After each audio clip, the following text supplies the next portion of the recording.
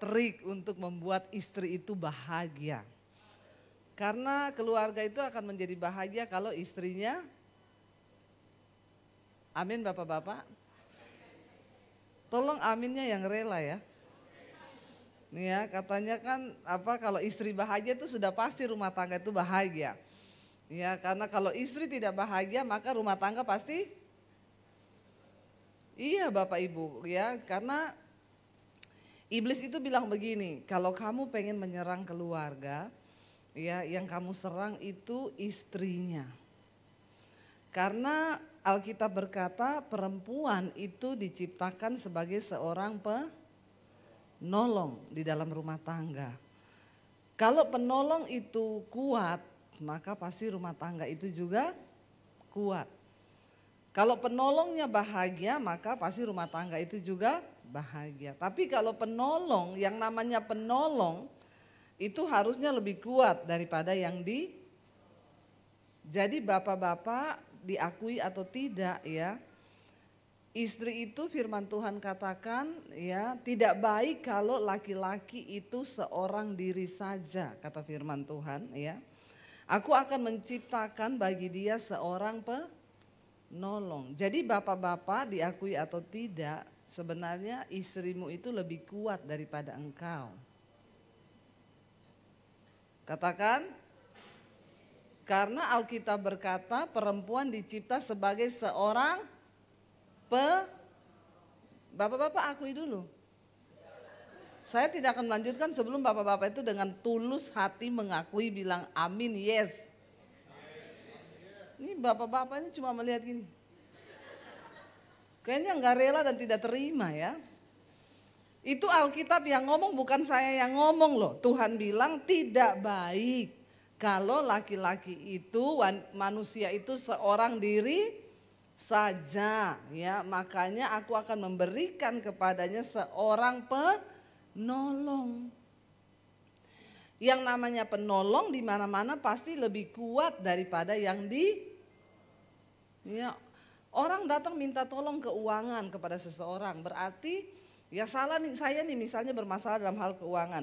Saya datangi Pak Beni, Pak saya mau minta tolong sama Bapak soal keuangan. Berarti saya sudah pastikan bahwa Pak Beni itu keuangannya lebih kuat, makanya saya minta tolong sama dia. Ya, enggak mungkin saya ada masalah keuangan terus saya datang sama orang yang banyak utang. Terus saya bilang, Pak saya bisa pinjam uang, saya aja banyak utang, saya aja banyak masalah dalam keuangan. Jadi yang namanya penolong di mana-mana itu pasti lebih kuat daripada yang ditolong. Ya ini saya ngomong begini dulu, tapi istri-istri engkau jangan ngomong gini dulu. Iya kan. Nah habis ini ada bagianmu.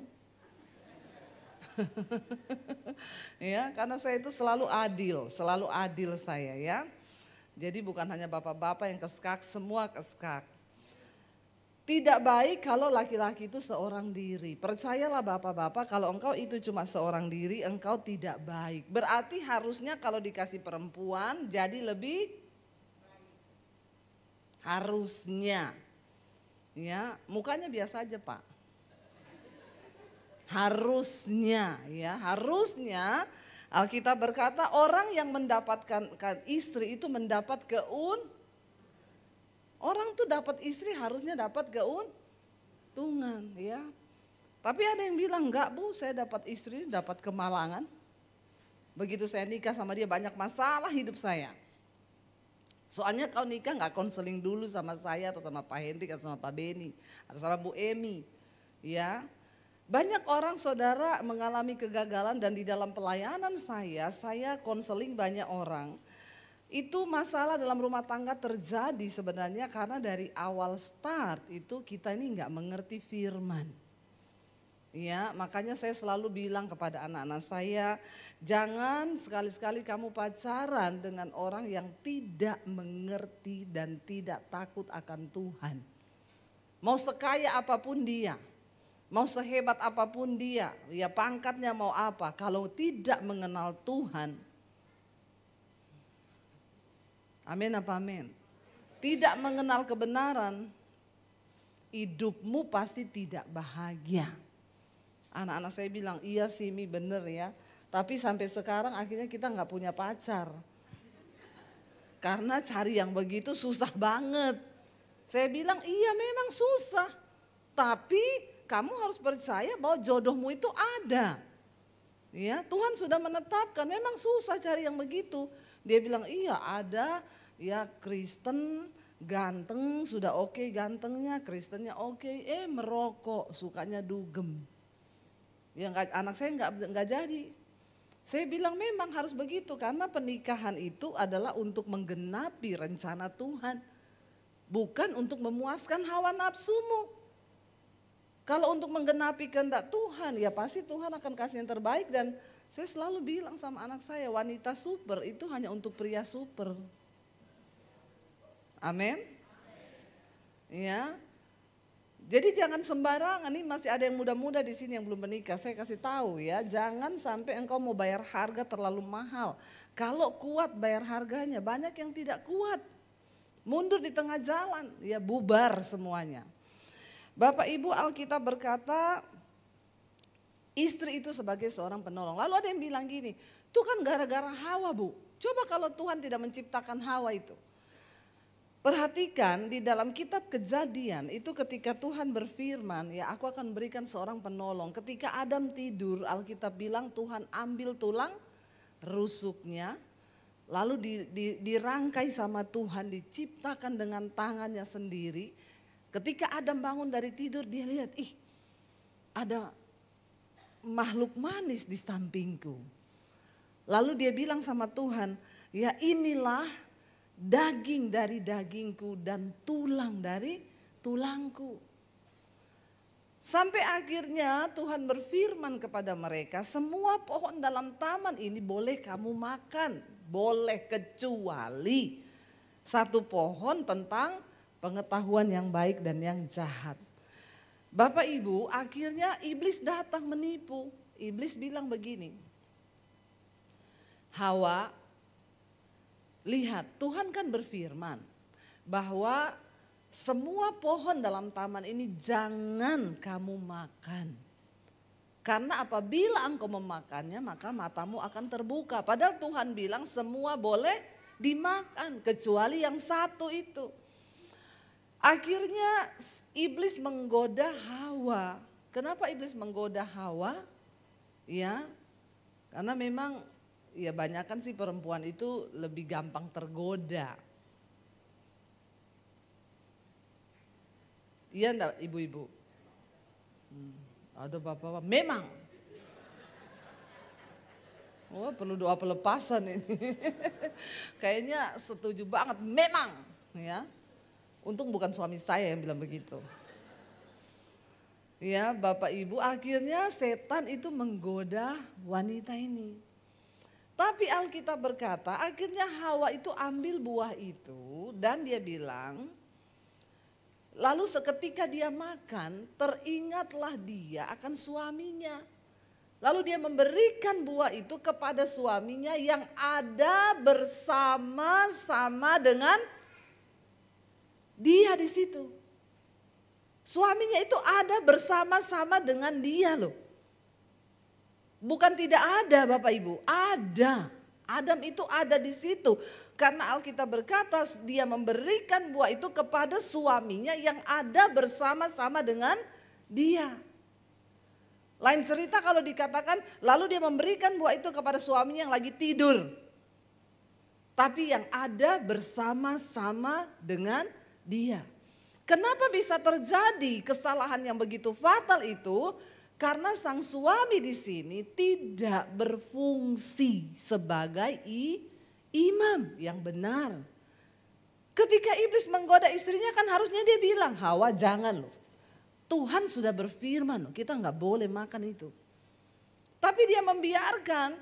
Dan kenapa iblis menggoda wanita itu? Karena iblis tahu wanita itu penolong. Dia juga bisa tolong suaminya jatuh dalam dosa. Dalam segala hal kita ini menjadi penolong, termasuk menolong suami kita jatuh. Ya, itu sangat mudah sekali. Untuk menyuruh suami benci kepada keluarganya, itu sangat tergantung dari istri kok. Sekali aja istri keluarin kata itu loh, mamahmu. Lama-lama kalau tiap hari istrinya ini curhat tentang mamahmu, itu kakakmu. Lama-lama suami yang tadi mengasihi keluarganya itu bisa membenci karena istrinya menolong dia untuk membenci keluarganya sendiri. Hati-hati ibu-ibu. Kita sebagai penolong dalam segala hal kita ini bisa menolong suami. Tapi jangan menolong suamimu untuk jatuh dan hancur. Hawa, dia menolong suaminya untuk jatuh. Dan iblis tahu kekuatan sebagai penolong kepada seorang wanita itu dia Tuhan beri. Makanya iblis kasih tawaran itu kepada Hawa. Karena wanita itu penolong. Waktu dia makan buah, teringat dia kepada suami. Penolong itu selalu ingat suami. Iya enggak ibu-ibu? Kayaknya nih wanita di sini bukan penolong semua ini. Kenapa tidak ada yang langsung amin? Malah melihat. Orang tuh kalau penolong langsung yes benar itu bu. Saya ini selalu ingat suami. Jangan-jangan sudah kepahitan semua ini sampai sudah ada ingat-ingat suami. Bisanya ya, tidak ada yang langsung yes betul bu. Ya saya ini ya udah saya bersaksi saya aja. Saya ini saudara kalau pelayanan dikasih roti nih ya. Saya buka di mobil nih coklat kesukaannya anak saya. Pisang kesukaan suami saya. Ini keju anak yang nomor 3. Ujung-ujungnya saya nggak makan. Karena saya ingat keluarga, ingat rumah. Itu namanya penolong. Nih ya di rumah nasi tinggal pas-pasan. Semua pada lapar mau makan. Sebagai penolong kita kasih dulu dong suami anak.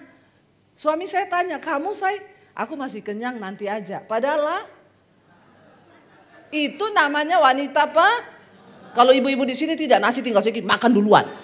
Pasti ini sudah dapat lihat dari muka. Ya. Amin apa amin. Kalau seorang penolong itu begitu. Ya. Ini ada suami saya di sini, dia tahu saya itu selalu mengalah. Kamu enggak makan, masih kenyang nanti aja. Padahal saya masak nasi.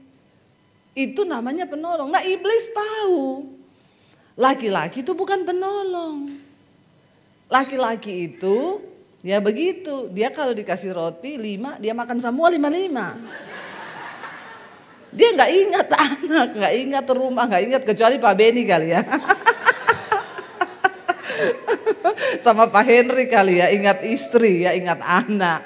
Ya, kalau orang Jawa bilang itu kirmah, mikir rumah. Ya, apa-apa tuh ingat dibawa pulang, oh ada istri, ada anak. Laki-laki tidak, dia makan semua tuh roti, sampai di rumah istrinya tanya, sudah makan saya? Belum.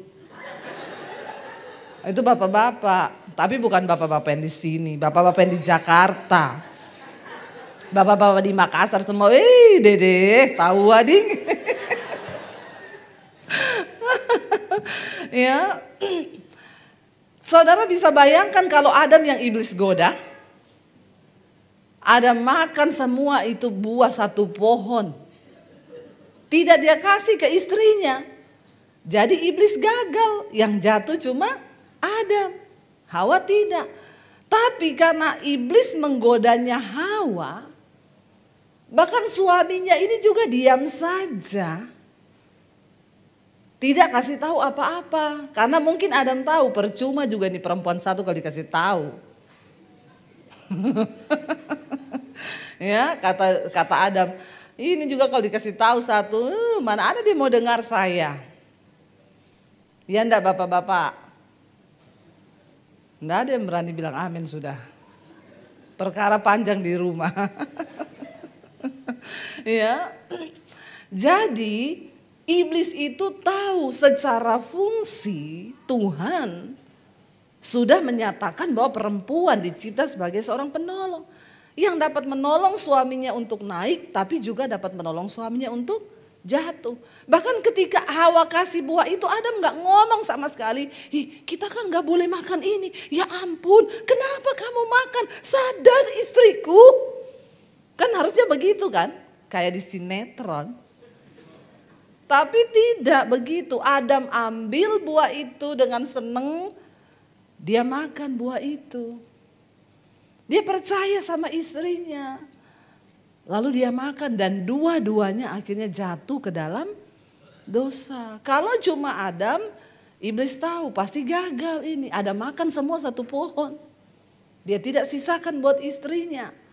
Bapak Ibu, jadi saya minta berhentilah suami-suami terus menyalahkan istri.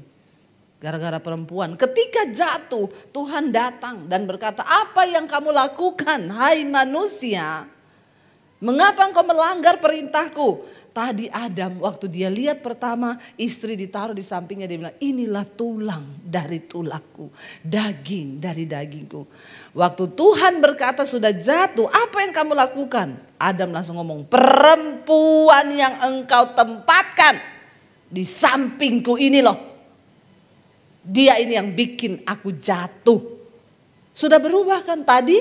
Inilah daging dari dagingku. Ya, jangan bayangannya coto Makassar. Ya, inilah daging dari dagingku dan tulang dari tulangku. Keren banget nggak? Ya, daging dari dagingku, tulang dari tulangku. Artinya apa? Kalau dagingnya disakiti berarti juga dia juga tersakiti, itu artinya daging dari dagingku. Lah kalau dagingmu dicubit berarti kau juga sakit. Tapi ketika dosa masuk langsung berubah.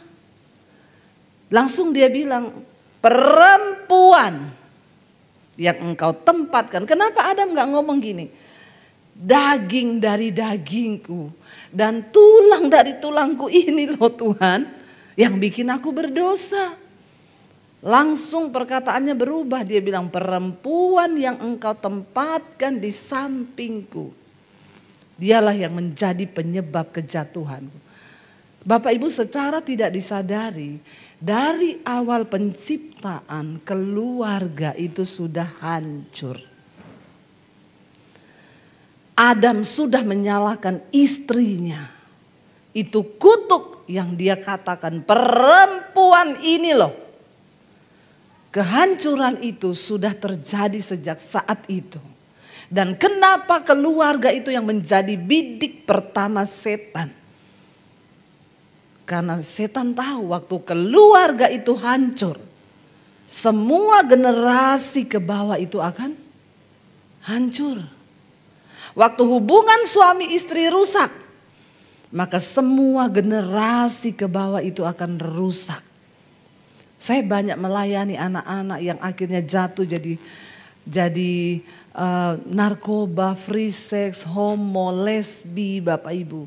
Rata-rata itu terjadi karena kehancuran itu diawali dari hubungan suami istri yang rusak. Saya sama suami memantau. Ya, dulu waktu kami ada di gereja, di satu gereja saya bilang, "Say, kamu lihat ya, kita lihat dengan mata nih. Anak-anak remaja yang mereka itu berpacaran pada umur yang tepat, istilahnya setelah mereka selesai SMA atau kuliah baru pacaran. Lihat deh, itu pasti suami istrinya hidup rukun. Tapi yang suami istrinya itu hidupnya kacau, anak-anaknya masih SMP. Itu sudah gonta-ganti pacar terus. Kenapa itu bisa terjadi? Karena mereka tidak menemukan kebahagiaan itu di dalam rumah tangga. Di dalam keluarga mereka. Sehingga anak-anak merasa kurang perhatian, kurang kasih sayang. Dan akhirnya mereka mencari pelampiasan itu di luar. Kenapa penting bagi kita sebuah keluarga yang diberkati dan disertai Tuhan?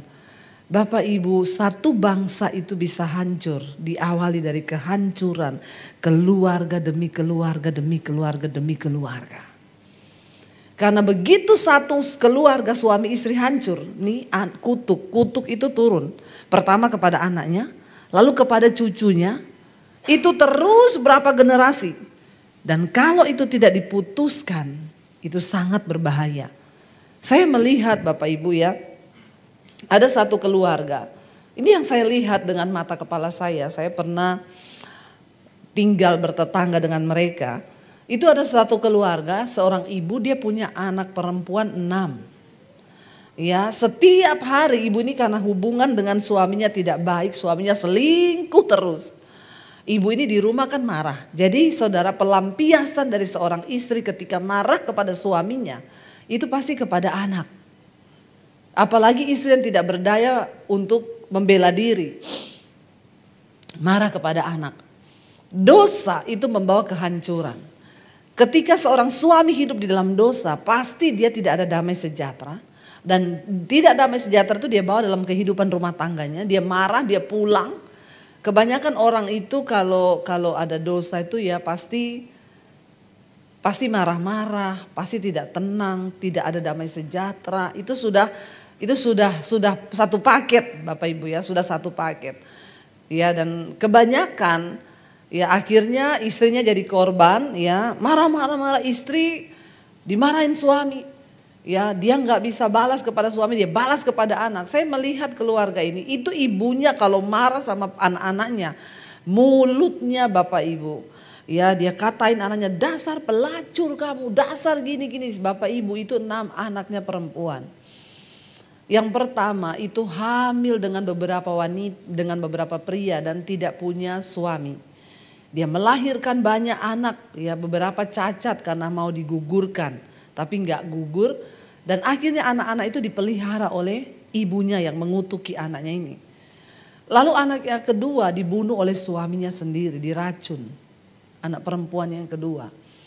Lalu yang ketiga juga seperti itu nasibnya. Saya melihat sebuah keluarga ini hancur. Ya, gara-gara akhirnya ibunya mengutuki mereka, tapi karena bapaknya juga ini tidak hidup benar. Dan Bapak Ibu tahu apa yang terjadi dengan keluarga ini. Kalau dalam generasi itu mereka tidak bertobat, kutuk itu terulang terus. Terulang terus. Ya, dan saya melihat dia punya cucu-cucu.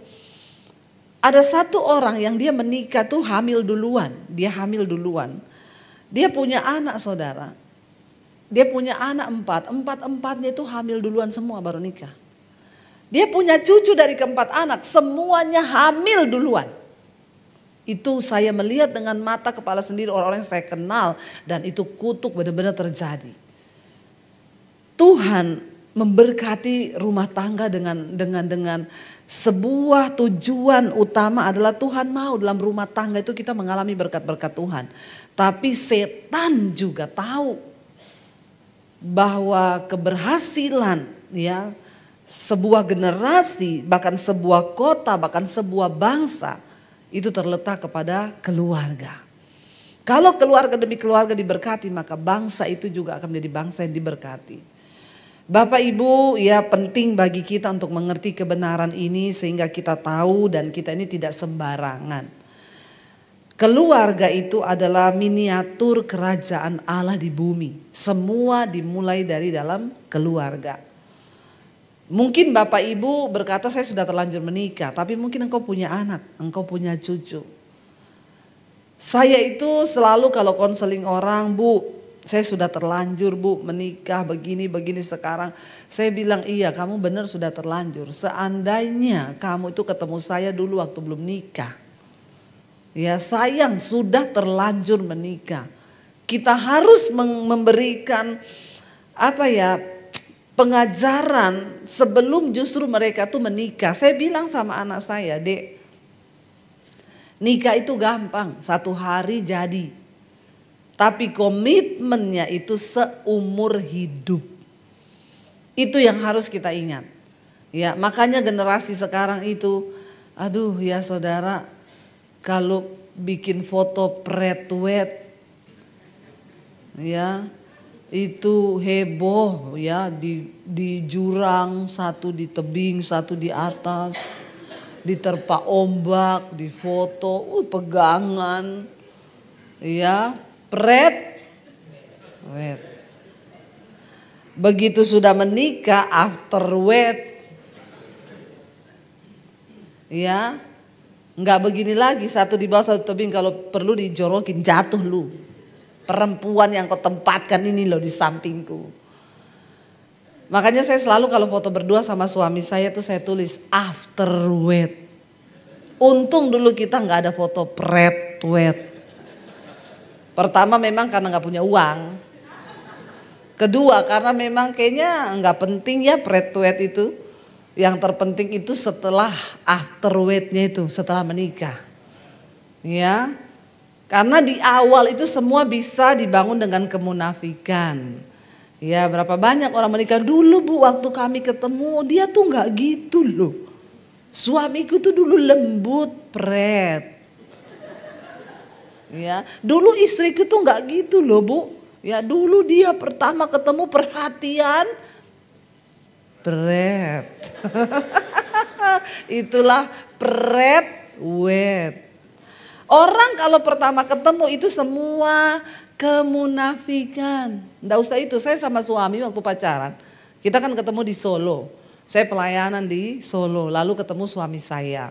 Jauh loh ya, dulu saya pertama bertobat saya bilang Tuhan saya nggak mau menikah. Ya, tapi saya berdoa, saya dengar suara Tuhan berkata, kamu terlalu cantik untuk tidak menikah. Masalah buat lo. Nggak usah tepuk tangan. Nggak usah tepuk tangan ya. Bilang amin saja. Tapi tolong yang rela.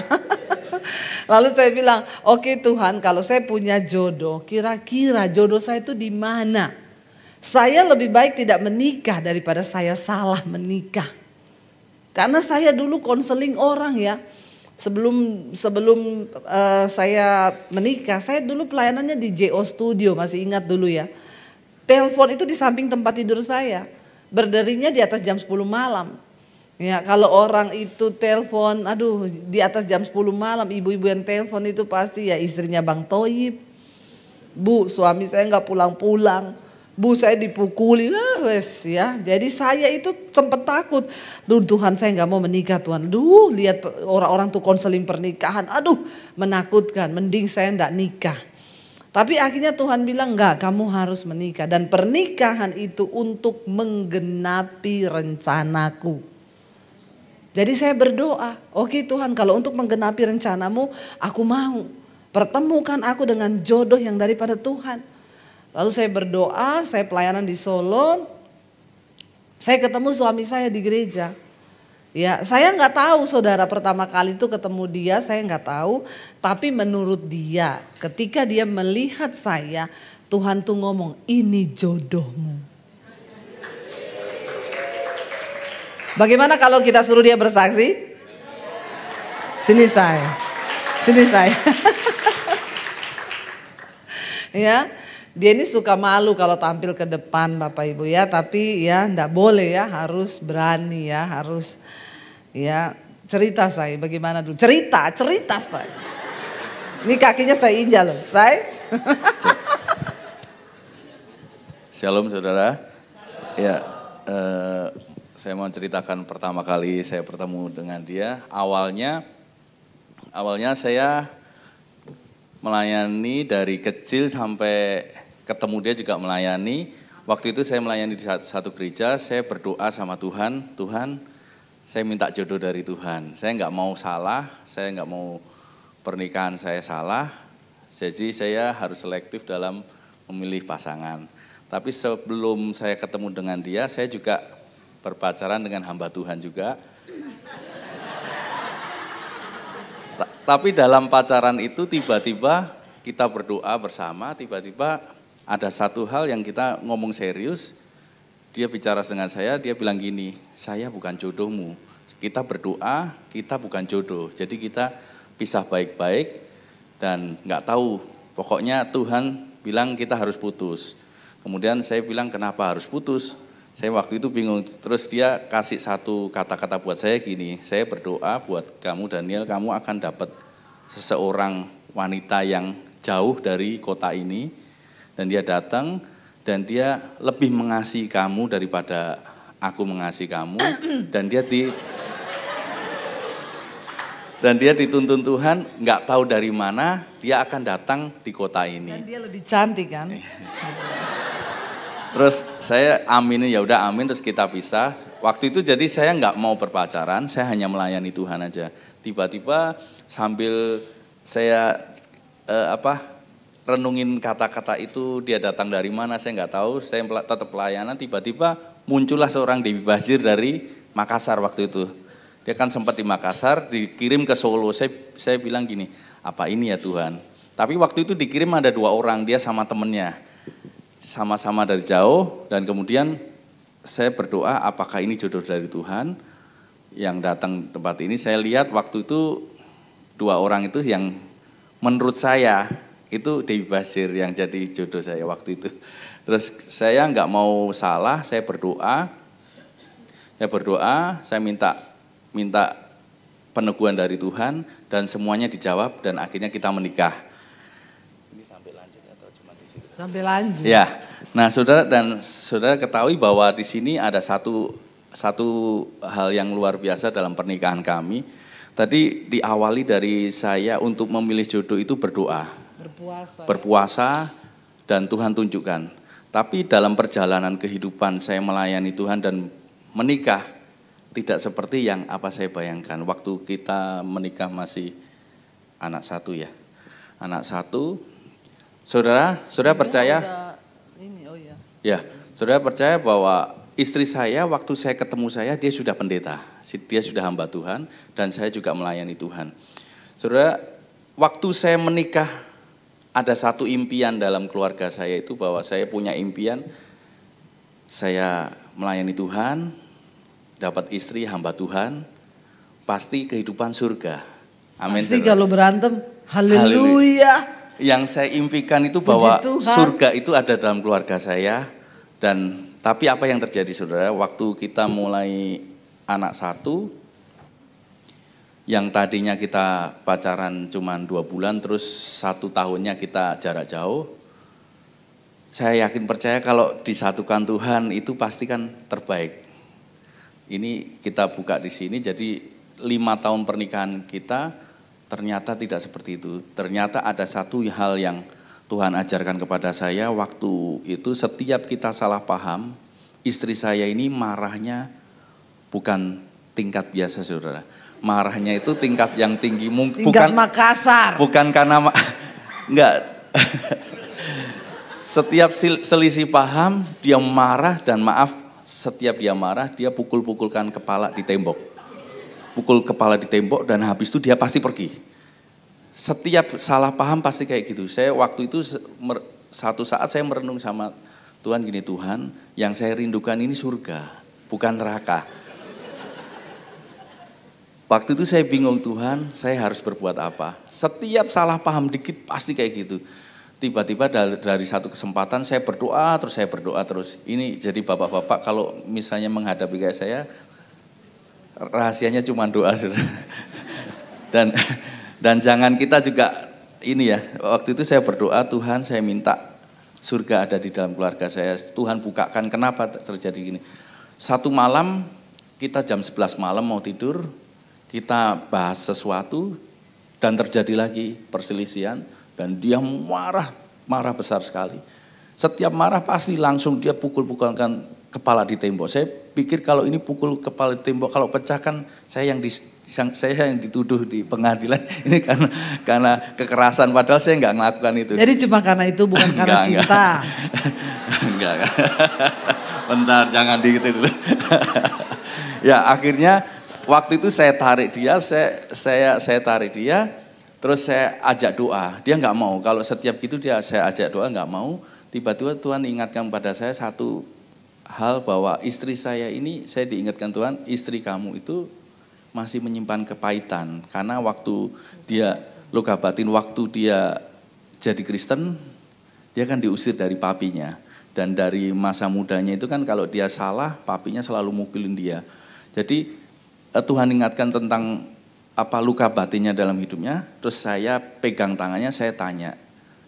Saya enggak mikir yang lain, cuman gini, tiba-tiba Tuhan suruh saya anggap saya papinya.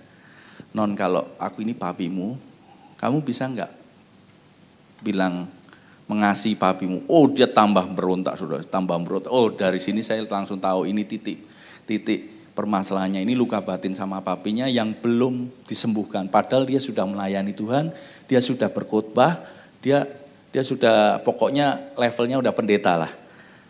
Tapi ternyata masih ada luka batin dan saya melayani dia sampai hampir 3 jam saudara. Untuk dia bisa ngomong aku mengasihi papi, itu 3 jam dia nangis teriak-teriak sampai manifestasi, saya doa terus.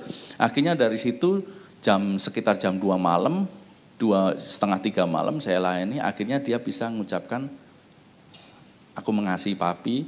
Jadi saya anggap saya papinya dia. Kemudian pemulihan terjadi dan saya yakin percaya waktu itu luka batin juga disembuhkan. Kita berdoa sampai akhirnya pagi dan setelah saat itu saudara, sampai sekarang dia nggak pernah marah yang kayak gitu.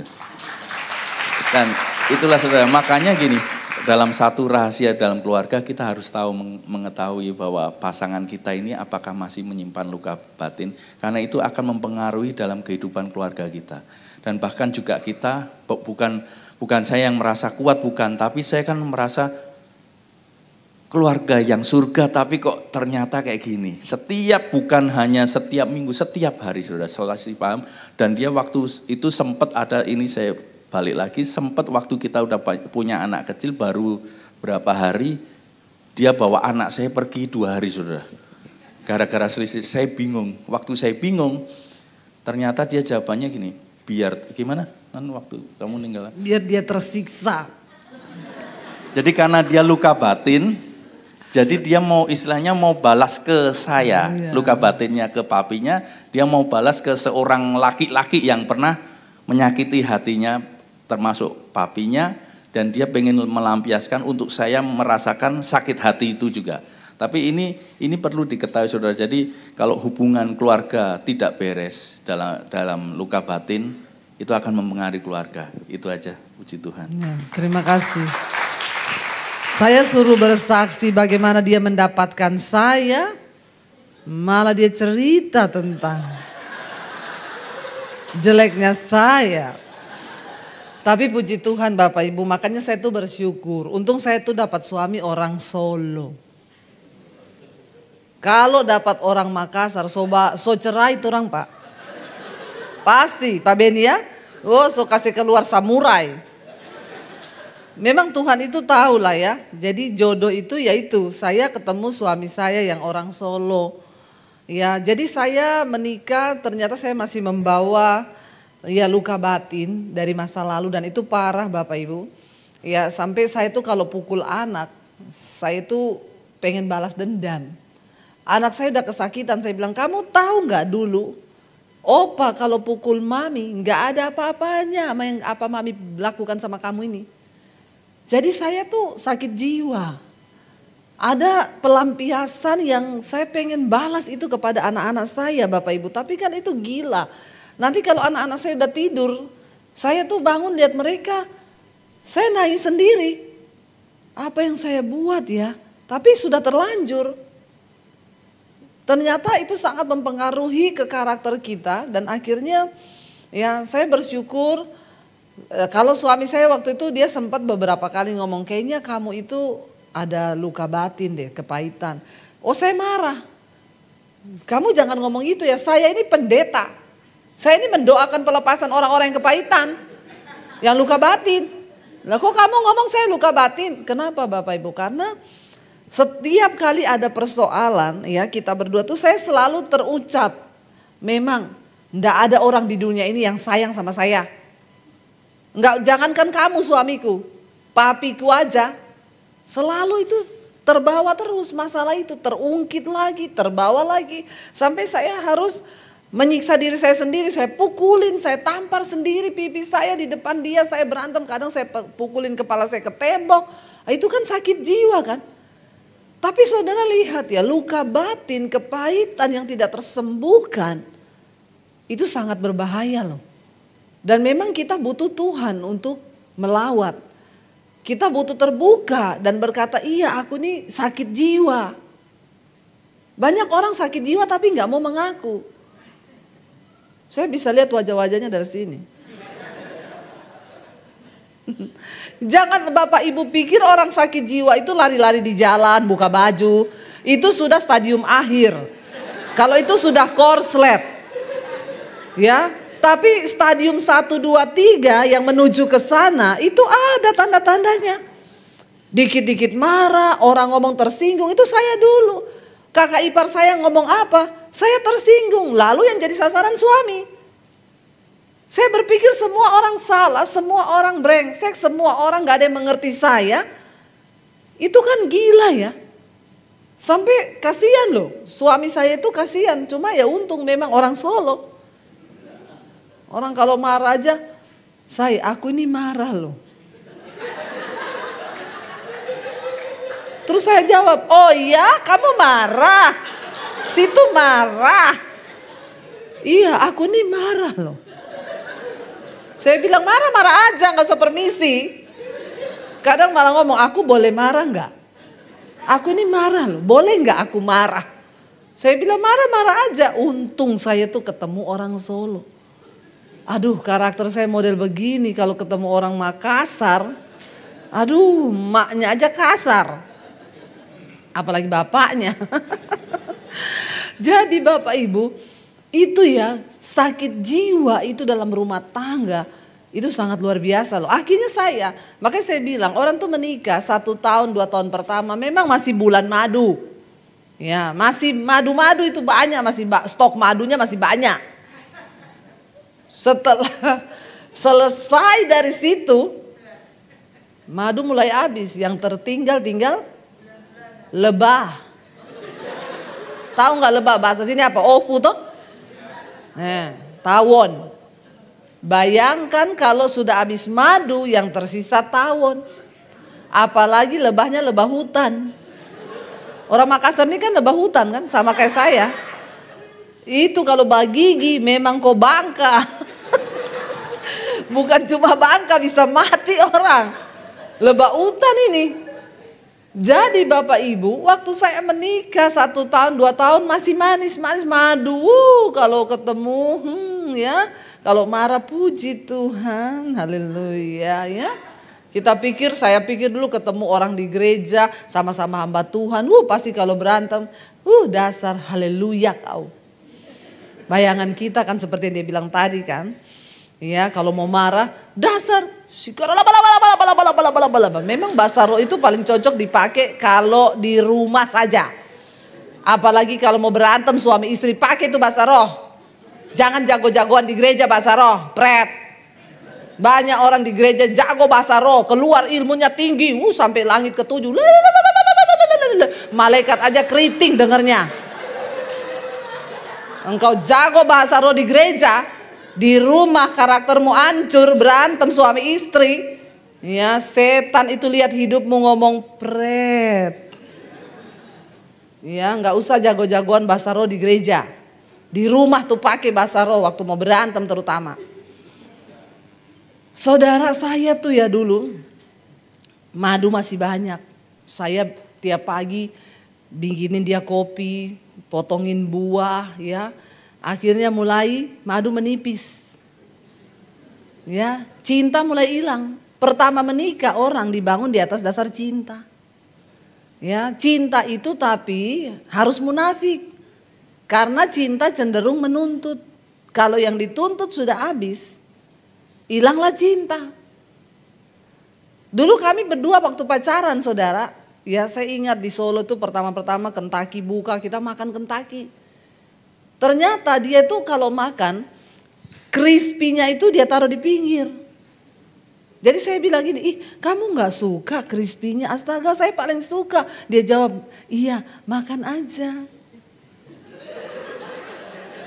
Saya makan.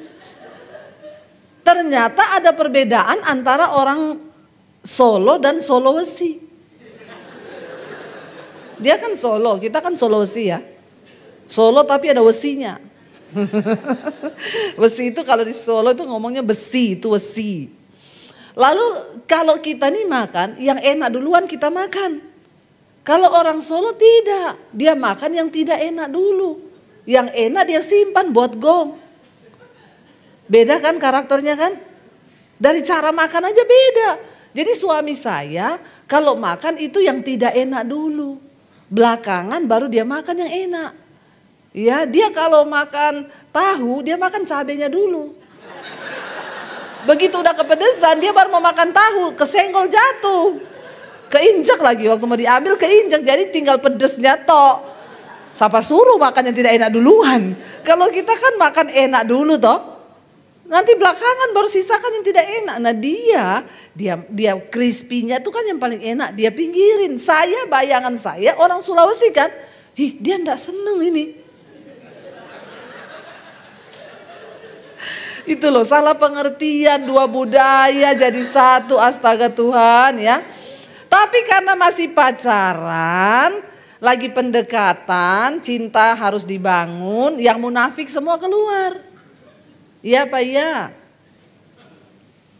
Dia bilang, oh iya makan, enggak apa-apa makan aja. Kamu enggak seneng, makan. Waktu pacaran, begitu menikah saudara, kita pergi makan di Kentucky, dia pinggirin, saya mau ambil tangan saya dipukul. Saya kaget, kenapa? Bertahun-tahun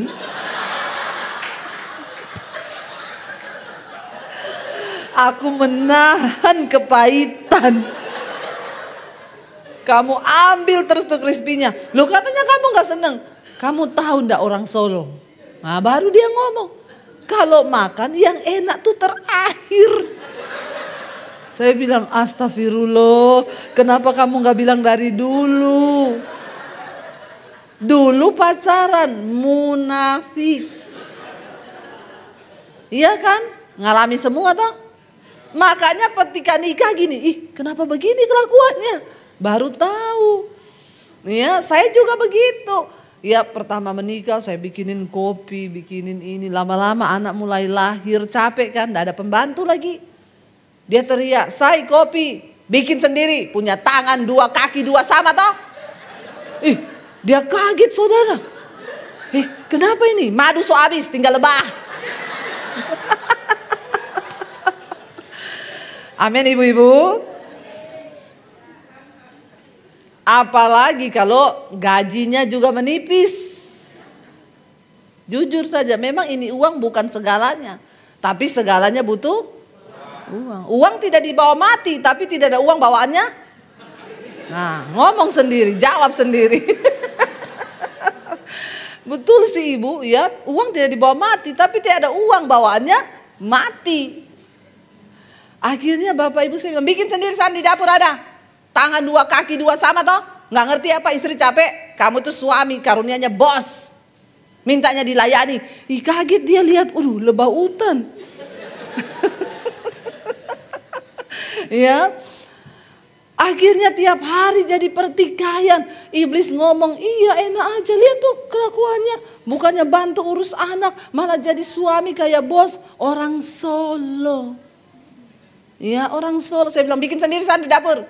Di dapur dia tanya, ini yang mana gula, yang mana ini. Gula ada di situ di toples tulisannya garam. Dia bilang, kenapa gula ditulis garam? Biar nggak ketahuan semut. Kan kayak kamu tulisan di HP, Yanti jadi Yanto. Ya nggak bapak-bapak? Ya, Wanti jadi Wanto. Ya ditulis tukang gas, tukang sedot WC. Malam-malam jam 1 tukang sedot WC telepon.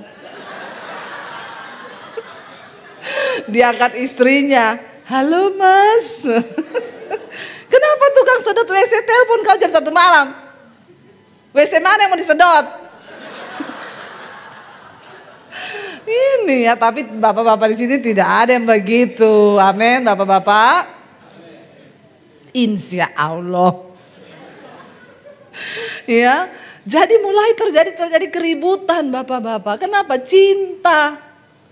Sudah mulai habis, yang dituntut ternyata kok begini ya, kok lu nggak ngerti ya, saya ini kan capek, udah ngurus bayi, ngurus ini, kenapa kamu lagi masih minta dilayani? Marah bapak ibu.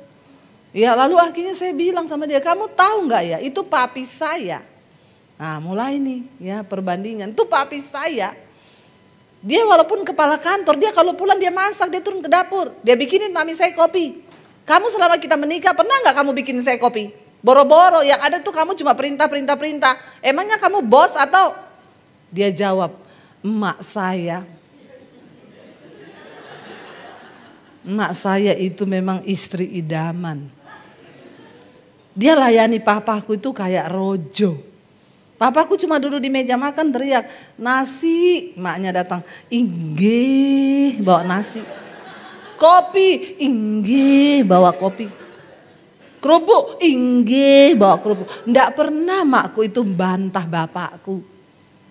Jadi ternyata Bapak Ibu, cara kita dididik, budaya kita waktu kecil itu mempengaruhi pernikahan kita. Kita sudah melihat gambaran orang tua kita dulu. Nah, suami saya melihat gambaran bapaknya itu kayak raja. Di Solo itu suami itu kayak raja dilayani. Nah, kalau kita orang Sulawesi, bapak-bapaknya kadang turun di dapur juga bisa masak ikan, bisa bikin kopi. Itu dua latar belakang yang sangat berbeda. Jadi saya jengkel dia ngomong gitu. Ya udah kalau gitu gimana ini solusinya? Kita kawinkan makmu sama papiku. Supaya rumah tangganya jadi rumah tangga yang ideal begitu. Tiap hari kita ribut karena saling menuntut. Harusnya tuh kamu itu begini, dia bilang. Harusnya kamu yang begini. Bapak Ibu kalau itu tiap hari begitu, kira-kira mau dibawa kemana itu rumah tangga? Saya akhirnya merasa ini sudah tidak benar loh kita ini. Dalam hati saya bilang, ini sudah tidak benar loh. Saya kehilangan damai sejahtera, saya kehilangan sukacita. Ya, lalu akhirnya saya temukan ayat firman Tuhan, saya pengen baca. Ini saya sampai jam berapa ini? Kita sampai jam berapa? Ada breaknya apa enggak? Sampai jam? Ya, nanti ada tanya jawab juga ya. Kalau ada yang mau bertanya silakan. Kalau Anda mau bertanya, Anda jawab sendiri juga silakan. Ya. Bapak Ibu, ya saya itu dapat di ya ayat, coba kita baca bersama lah, Kolose 3, hubungan antara anggota-anggota rumah tangga ya. Kolose 3 ayat 18. Bagus dibaca ini, mulai ayat 18 ya. Kolose 3 ayat yang ke-18 firman Tuhan itu berkata begini, kita baca bersama, hai istri-istri, tunduklah kepada suamimu sebagaimana seharusnya di dalam Tuhan. Ayat 19, hai suami-suami, kasihilah istrimu dan jangan berlaku kasar terhadap dia. 20, hai anak-anak, taatilah orang tuamu dalam segala hal, karena itulah yang indah di dalam Tuhan. Hai bapak-bapak, janganlah sakiti hati anakmu supaya jangan tawar hatinya. Ayat 22, hai hamba-hamba, taatilah Tuhanmu yang di dunia ini dalam segala hal, jangan hanya di hadapan mereka saja untuk menyenangkan mereka, melainkan dengan tulus hati karena takut akan Tuhan. Ayat 23 baca bersama. Apapun juga yang kamu perbuat, perbuatlah dengan segenap hatimu seperti untuk Tuhan dan bukan untuk manusia. Ini ayat saya dapat waktu suami saya teriak-teriak, kopi. Terus saya tuh jengkel kan. Tuhan bilang, satu ya, supaya kamu tuh enggak marah-marah, supaya kamu tuh rela urus anak, beresin rumah, nyapu, ngepel, masak. Coba kamu lakukan itu seolah-olah untuk Tuhan dan bukan untuk suamimu. Jadi waktu dia teriak kopi, saya mau belajar nih untuk melakukan firman nih. Saya pergi ke dapur, Bapak Ibu saya ambil krim, saya ambil kopi. Ya saya kasih air panas, saya aduk, saya bilang untuk Tuhan. Kalau kita bikin untuk Tuhan, ya kira-kira kita kasih yang jelek atau yang terbaik? Tapi kalau bikin untuk suami dalam hati marah, kira-kira kita kasih yang terbaik? Enggak, kita tambahi sianida sedikit. Kenapa ada orang bikin kopi dikasih sianida? Karena dia bikin kopi dengan hati yang marah. Marah Bapak Ibu. Ya, pernah ada ibu-ibu suaminya selingkuh datang, "Mas Ibu, suami saya selingkuh, Bu." Ya, saya pernah mau bikinin dia, saya mau kasih racun tikus di jusnya. Saya bilang, "Ibu, kalau suami mau mati, Bu, di penjara." Iya, saya ingat tiba-tiba, aduh, saya nggak mau di penjara. Jadi saya nggak kasih dia racun tikus, Bu. Tapi tiap pagi saya kasih insulin di jusnya. Padahal suami saya nggak ada sakit gula. Tiba-tiba dia pingsan, Bu. Pagi-pagi dibawa ke rumah sakit, dokter bilang ini kok bapak ini kandungan insulinnya dalam darah tinggi ya. Padahal kan dia gak ada sakit gula ya. Saya takut Bu waktu itu Bu. Tapi untung dokter obati dan saya tidak dicurigai. Lalu saya di situ berhenti Bu.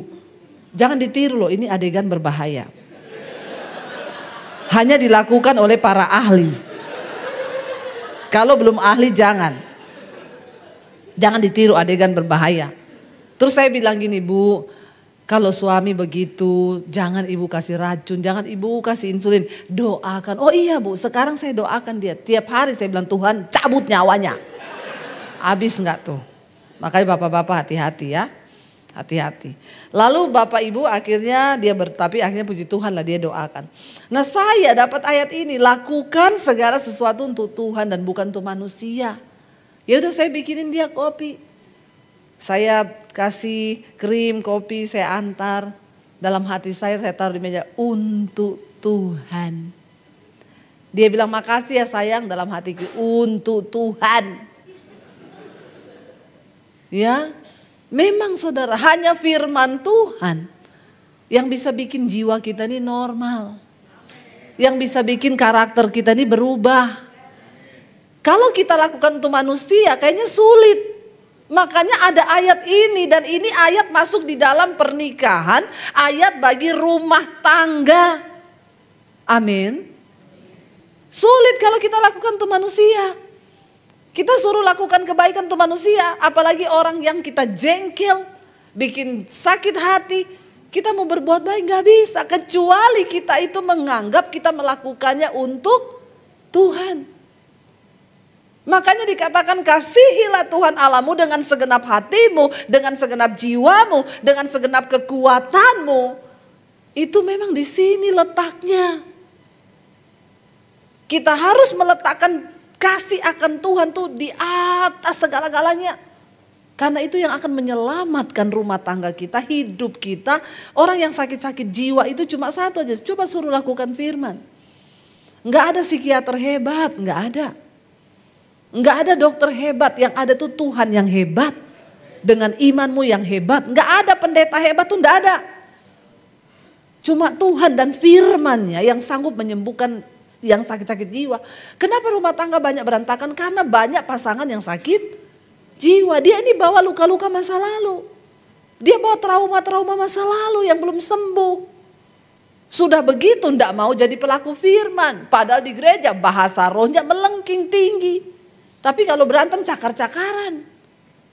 Bapak Ibu akhirnya saya belajar. Ya saya dalam keadaan jengkel, rumah kotor berantakan, saya belajar. Waktu ngepel saya untuk Tuhan. Amin ibu-ibu. Supaya engkau dapat upah. Jangan engkau ngepel udah capek, mulut bicara terus. Memang dasarnya semua caparuni di rumah. Engkau capek. Energi negatifmu keluar, yang dengar jengkel, suamimu jengkel, engkau sakit jiwa, habis capek, engkau juga sakit fisikmu, otakmu terganggu, jiwamu terganggu. Ya, karena ngomel, cerewet. Makanya Alkitab bilang lebih baik tinggal serumah dengan beruang betina yang kehilangan anak daripada diam dengan perempuan yang cerewet dan suka bertengkar. Jangan heran kalau suamimu akhirnya pergi ke kebun binatang, dia cari itu beruang betina yang kehilangan anak. Dia mau tinggal sama itu daripada yang perempuan yang cerewet ini. Ya ibu-ibu ingat engkau itu penolong. Kayaknya juga bapak-bapak malas banget ya kalau pulang ke rumah, ya bersih rumah tapi ya ya suami lagi minum kopi, cepat itu kopi gas cuci sendiri. Aduh kayaknya gimana gitu ya. Akhirnya kita ini jadi stres sendiri, kehilangan, ya udah ada saatnya biarkan kotor, habis itu baru diberesin. Ada loh orang-orang yang terlalu perfeksionis, sampai dia kehilangan damai sejahtera cuma gara-gara jatuh satu saja sampah, ya terus akhirnya dia kehilangan damai sejahtera, merusak semuanya Bapak Ibu ya. Belajar aja gitu ya, ya udah kotor, habis itu nanti baru dibersihin. Ya dan saya tuh belajar ya, apalagi karakter saya ini mau dirubah. Aduh susah banget ya. Sampai suami saya tadi bilang kan, Tuhan aku ini nikah dengan pendeta. Tujuannya rumah tanggaku tuh sorga. Tapi kenapa neraka yang ada? Memang tidak gampang. Ya, tapi ketika kita ini mau berubah, ya ini loh ayat ini tadi berkata, coba kalau nanti Bapak Ibu pulang ke rumah baca lagi nih ayat. Ini masuk dalam hubungan antara anggota rumah tangga. Alkitab itu memang benar-benar wow, dahsyat, ajaib. Kenapa ayat ini dimasukin di dalam hubungan rumah tangga? Lakukanlah segala sesuatu, apapun juga yang kamu perbuat, perbuatlah dengan segenap hatimu seperti untuk Tuhan dan bukan untuk manusia. Karena Tuhan tahu mengasihi suamimu yang bikin engkau jengkel, ya susah nggak? Ya itu makanya ada ibu-ibu bikin jus mau dikasih racun tikus. Karena dia bikin untuk suami yang bikin jengkel, yang bikin marah, yang bikin rasanya ya. Ada juga bapak-bapak begitu. Ya kenapa ada bapak-bapak yang bakar istrinya? Ngeri loh, padahal dulu mereka memulai rumah tangga itu dengan sesuatu yang luar biasa. Mereka mengikrarkan janji nikah di hadapan Tuhan. Ya, aku akan mengasihimu dalam keadaan baik ataupun tidak, miskin, kaya ataupun miskin, sehat ataupun sakit. Ketika sudah berjalan rumah tangga yang ada kebencian, kepahitan, amarah, dendam. Kenapa? Karena ada hati-hati yang terluka.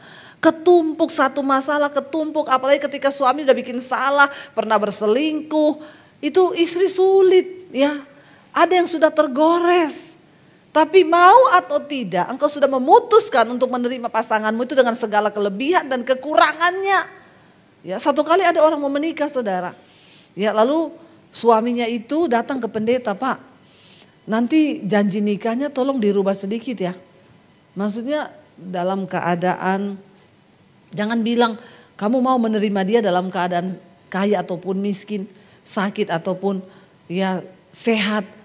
Jangan ngomong begitu ya Pak, saya tuh jujur gak bisa Pak kalau nanti istri saya sakit-sakitan. Aduh saya jujur gak bisa ya. Pak pendeta bilang, tapi ini kan janji nikah. Sudahlah Pak, dikasih 5 juta Pak pendetanya kasih amplop. Oke siap. Begitu sudah dijanji nikah saudara, begitu sampai suaminya. Pak pendetanya bilang, Bapak harus mengucapkan janji nikah. Apakah Bapak bersedia menerima istri?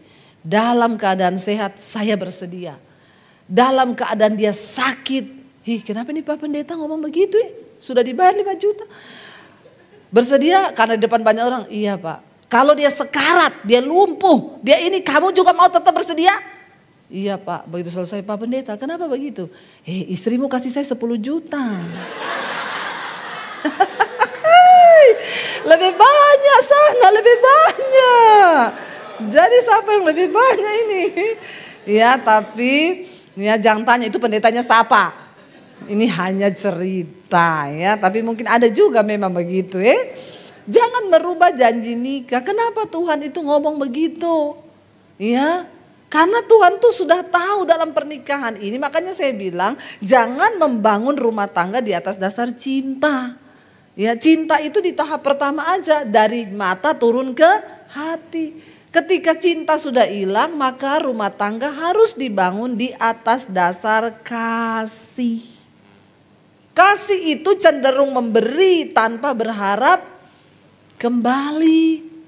Ya aku mau melayani engkau mau layani aku atau tidak. Engkau mau perhatikan aku atau tidak itu terserah. Pokoknya aku mau mengasihi engkau. Ya dan wanita itu kita ini memang ya penolong. Makanya kalau suami pulang dia udah gini-gini, sakit sini tak keroin, mau tak pijetin, itu biasa. Ya tapi laki-laki itu biar kita udah gini. Dia tidak mengerti. Ya memang begitu Bapak Ibu ya. Tapi tidak usah menuntut lagi karena kita memang sudah tahu kita ini menikah. Ayat ini luar biasa loh. Wow loh, ditaruh di dalam satu perikop yang judulnya di atas adalah hubungan antara anggota-anggota dalam rumah tangga. Pertama dikatakan, hai istri, tunduklah kepada Tuhan. Ya tunduklah kepada suamimu sebagaimana seharusnya di dalam Tuhan. Tunduklah kepada suamimu sebagaimana seharusnya di dalam Tuhan. Karena ada yang tanya, Bu, suami saya yaitu dia suruh saya begini-begini melakukan yang tidak sesuai firman Tuhan. Ada loh di Jakarta Bapak Ibu istri yang dijual suaminya. Dia pernah konseling sama saya. Jadi suaminya ini karena istrinya cantik, ya dia ya teman-temannya sendiri itu diajak ke hotel, istrinya dibookingin kamar. Dia antar istrinya, dia suruh masuk, dia tunggu di lobi. Tapi teman-temannya udah tahu itu. Nah ketika istrinya ini bertobat menyadari itu, ini tidak benar. Nah dia tanya saya, Bu, ya saya bilang kepada suami, saya nggak mau, suami saya bilang kamu tuh harus tunduk loh. Karena Alkitab bilang istri tunduk sama suami. Tapi saya bilang jangan lupa di belakangnya dikatakan di dalam Tuhan. Ya kita tunduk selama itu masih di dalam Tuhan. Lah kalau disuruh melakukan dosa jangan mau. Itu sudah tidak di dalam Tuhan. Tunduklah kepada suamimu sebagaimana seharusnya di dalam Tuhan. Ya, lalu dikatakan di sana, hai suami-suami, ya berat juga loh. Satu kali bapak-bapak telepon saya, Bu Pendeta, itu ayat yang tentang istri tunduk pada suami itu di ayat berapa ya Bu? Saya tanya, kenapa Pak? Tolong kirimin Bu, saya mau kasih sama istri saya. Istri saya itu enggak tunduk sama saya Bu. Oh gitu ya Pak, sebentar. Saya cari dulu ya, saya kirim ayat 19 untuk suami ini. Saya kirim sama dia, tulisannya, hai suami-suami kasihilah istrimu dan janganlah berlaku kasar terhadap dia. Dia balas begini, ibu yang saya minta tentang tunduk sama suami ibu, bukan tentang suami-suami. Bapak baca dulu itu baik-baik, kalau Bapak sudah melakukan itu, baru Bapak boleh kasih itu ayat tentang tunduk. Nanti saya kasih, Bapak merenungkan dulu itu. Ini Ibu Pendeta juga tidak bela sama suami. Nah Bapak Ibu, dia bilang ada juga ayat begitu ya. Ada Alkitab itu lengkap dan komplit. Bukan cuma untuk istri, tapi untuk suami juga ada. Malah di ayat yang lain, hai suamimu kasihilah istrimu agar doamu tidak terhalang. Bapak-bapak, engkau mau doa berharap sama Tuhan minta apapun. Kalau engkau tidak mengasihi istri, doamu itu Nah kalau sudah terhalang mau apa? Cuma sampai di plafon situ balik lagi. Ini ayat berat buat suami. Kasihilah istrimu dan jangan berlaku kasar terhadap dia. Kenapa saya bilang Pak? Bapak tahu kenapa istrimu gak tunduk sama Bapak? Saya yakin Bapak pasti kasar sama istri. Langsung diam dia. Iya enggak? Di mana ada istri yang tidak tunduk, di situ pastikan ada suami yang tidak mengasihi istri. Demikian sebaliknya. Kenapa ada suami yang tidak mengasihi istri? Karena di situ pasti ada istri yang tidak tunduk. Ini sudah satu paket. Tapi ketika kita berusaha untuk mengasihi suami, mengasihi istri tunduk, Bapak Ibu, kembalikan fungsi dan alkitabiah ini ke dalam rumah tangga kita. Kenapa ada anak-anak yang tidak tunduk kepada orang tua? Ayat berkata ini, dan hai anak-anak tunduklah kepada orang tuamu dengan segenap hati dalam segala hal. Karena itulah yang dikehendaki Tuhan. Kenapa ada anak-anak yang tidak tunduk? Karena pasti di situ ada orang tua yang tidak saling mengasihi, yang tidak saling menghormati antara suami istri. Waktu engkau berdua tidak saling mengasihi dan menghormati, anak-anakmu itu pasti gak bisa tunduk. Ini rahasia firman Tuhan. Dan ini tidak bisa diganggu gugat. Kalau engkau suami istri hidup rukun bersama, maka anak-anakmu melihat itu transfer. Orang bertanya, Bu enak banget ya anak-anak ibu kok mau denger-dengeran? Iya. Ya, mereka melihat kehidupan kami, saya bersyukur. Ya, kami itu sudah dibereskan sama Tuhan waktu anak-anak masih kecil. Coba kalau sampai mereka besar, mereka melihat pertengkaran kami setiap hari, mereka melihat pertikaian kami mungkin, saling maki, saling marah, menyiksa diri begitu, mereka juga rusak karakternya. Jiwanya sakit sehingga mereka berusaha memberontak kepada orang tua. Ini firman Tuhan ya dan amin Bapak Ibu. Kalau engkau mau lihat anak-anakmu tunduk, tapi orang tua itu kan suka gitu. Dasar memang kamu ya anak gak tahu diri, gak mau taat sama orang tua. Padahal dia lupa. Dia ini menjadi istri yang gak tunduk sama suaminya. Suaminya ini menjadi suami yang tidak mengasihi istrinya. Sehingga anak itu melihat dan roh itu transfer loh Bapak Ibu. Ya, makanya ayat ini berkata, karena itu ya apapun yang engkau lakukan itu baik dengan perbuatan ataupun dengan perkataan, lakukanlah itu seolah-olah untuk Tuhan dan bukan untuk manusia. Iya, kita masih ada beberapa waktu ke depan, saya pengen buka ruang tanya jawab. Ya, saya juga belajar banyak dari kehidupan banyak orang, Bapak Ibu ya, dalam rumah tangga. Ya, luar biasa. Ya, salah satu juga dari kesaksiannya Pak Beni itu, dia kalau soal ya rumah tangga tuh wah luar biasa ya. Sama istrinya, dia pulang dari pelayanan Pak Beni itu ya mampir beli bunga. Ya, iya loh, pulang pelayanan mampir beli bunga.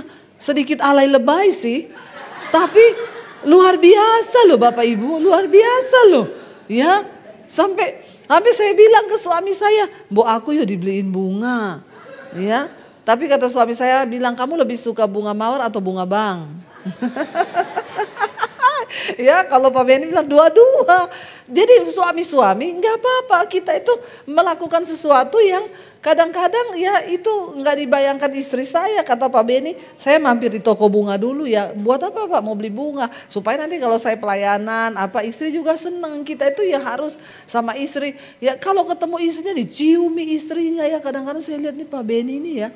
Agak-agak ya, tapi luar biasa Bapak Ibu ya. Jadi itu rahasia ternyata ya, supaya rumah tangga kita ini berbahagia ya. Jadi kalau ada yang mau bertanya silakan ya, mau tanya apa aja silakan ya. Jadi kalau ada yang mau tanya tentang ya sakit jiwa atau apa, nanti bisa dikasih mic, berdiri aja, nggak usah maju. Ya, atau mewakili temen, saya punya temen Bu, dia itu begini ya. Ini kita seminar ya, jadi harus ada tanya jawab. Yang mau tanya jawab nanti di bawah dapat sepeda. Ada sepeda di bawah, sepedanya siapa nggak tahu, ambil aja tuh bawa sepeda ada di bawah.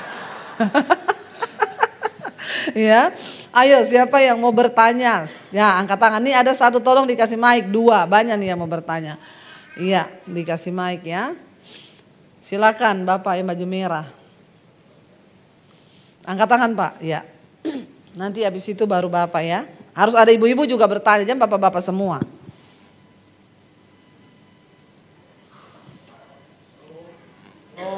Selamat pagi. Pagi. Bapak Ibu yang terkasih dalam Tuhan. Terima kasih banyak. Tidak kebetulan saya hadir, karena juga harus mengisi pengetahuan itu menerima dari orang lain. Kita tidak egois, kita terus karena pendidikan itu seumur hidup. Apalagi sebagai hamba Tuhan, kita tidak stagnan dan berhenti sampai di situ merasa cukup. Yeah. Itu menjadi alasan saya. Setelah saya mendengar Ibu Debbie Basir menyampaikan, saya berpendapat bahwa salah satu bagian hilangnya damai sejahtera itu karena integritas. Integritas yang tidak dimunculkan oleh hamba Tuhan, yang hanya berkhotbah bahwa apa yang dipersatukan oleh Allah tidak dapat diceraikan oleh manusia. Ini khotbah yang terlalu umum. Sementara yang dibutuhkan adalah bagaimana pasangan itu membangun integritas. Integritas artinya satunya kata dan perbuatan. Apalagi sebagai hamba Tuhan, anak Tuhan, maka tentu mereka tidak hanya urusan berdua, tapi ada lingkungan, ada kantor, ada masyarakat. Dan gereja harus berperan untuk menjadi contoh. Ini menjadi sangat penting. Jadi saya berpendapat salah satu bagian terletak pada pemimpin gereja. Hanya digeneralisir saja ayat itu bahwa apa yang dipersatukan Allah tidak dapat diceraikan. Padahal ini yang menjadi penting tadi ayat yang terakhir itu, bahwa di situ ada tersimpan integritas yang ini harus buat dibangun. Saya kan, ya maaf ya Pak, saya sambil duduknya. Soalnya Bapak dari tadi duduk loh, saya berdiri. Iya, terus Pak gimana? Ya, padahal ini yang harus penekanan integritas itu sebagai istri yang sudah memasuki rumah tangga baru dan suami. Integritas yang seperti yang Ibu tadi sudah sampaikan itu merupakan jawaban yang sangat tepat dalam membangun rumah tangga Kristen. Terima kasih Ibu. Ya. Jadi pertanyaannya ini Bapak berarti pernyataan bukan pertanyaannya. Terima kasih ya Pak, ya puji Tuhan kalau hari ini Bapak menyatakan bahwa Bapak merasa diberkati. Ya karena menjadi jawaban. Selama ini orang hanya khotbah ya tidak boleh bercerai begini-begini, tapi tidak ada contoh ya. Kalau saya lebih cenderung ya saya ini manusia biasa Pak. Jadi saya juga hamba Tuhan, tapi kita hamba Tuhan manusia biasa, nggak usah ditutupin. Ya justru pengalaman-pengalaman kita itu kalau kita sharekan bisa menjadi berkat. Ya karena orang kadang berpikir pendeta pasti kudus, kalau bakal live pasti haleluya puji Tuhan kau ya tadi ya kayak tadi. Tapi ternyata hamba Tuhan pun mengalami banyak hal yang rasanya aduh sulit ya, tapi ketika kita mau menjadi pelaku firman ya itu yang menjadi luar biasa Bapak Ibu, sehingga kita punya kesaksian. Ya makanya saya kalau melayani orang lain ya mudah karena saya pernah mengalami itu juga Bu. Ya ibu harus menundukkan diri dan ibu harus belajar tunduk kepada firman Tuhan ya. Terima kasih Pak. Ya silakan Bapak satu tadi mana ya yang mau bertanya di sini yang pakai sweater kuning lagi ke toilet ya. Ya kalau ada yang lain ibu-ibu mungkin ya sana di belakang tolong dikasih mic-nya. Angkat tangan Pak supaya mic-nya datang ke situ. Iya. Salam. Terima kasih Ibu. Sangat memberkati. Satu hal yang saya mau tanya, karena kan di dalam firman Tuhan katakan orang yang menikah itu menyusahkan diri. Itu sudah nggak bisa dipungkiri karena harus melayani dan membahagiakan pasangannya. Iya. Yang saya mau tanya, bahwa kita tahu bahwa orang tua dulu tidak seperti kita seperti kita ini. Dijodohkan jadi begitu. Kamu kenal ini itu sepupu gitu ya. Jalan ceritanya. Sementara sekarang perlu perhitungan. Segalanya dihitung, dinilai. Kau menikah mau kalau ada statementnya Ibu. Jangan kau menikah, kalau kau menikah mau pergi ke neraka, mau hancurkan diri.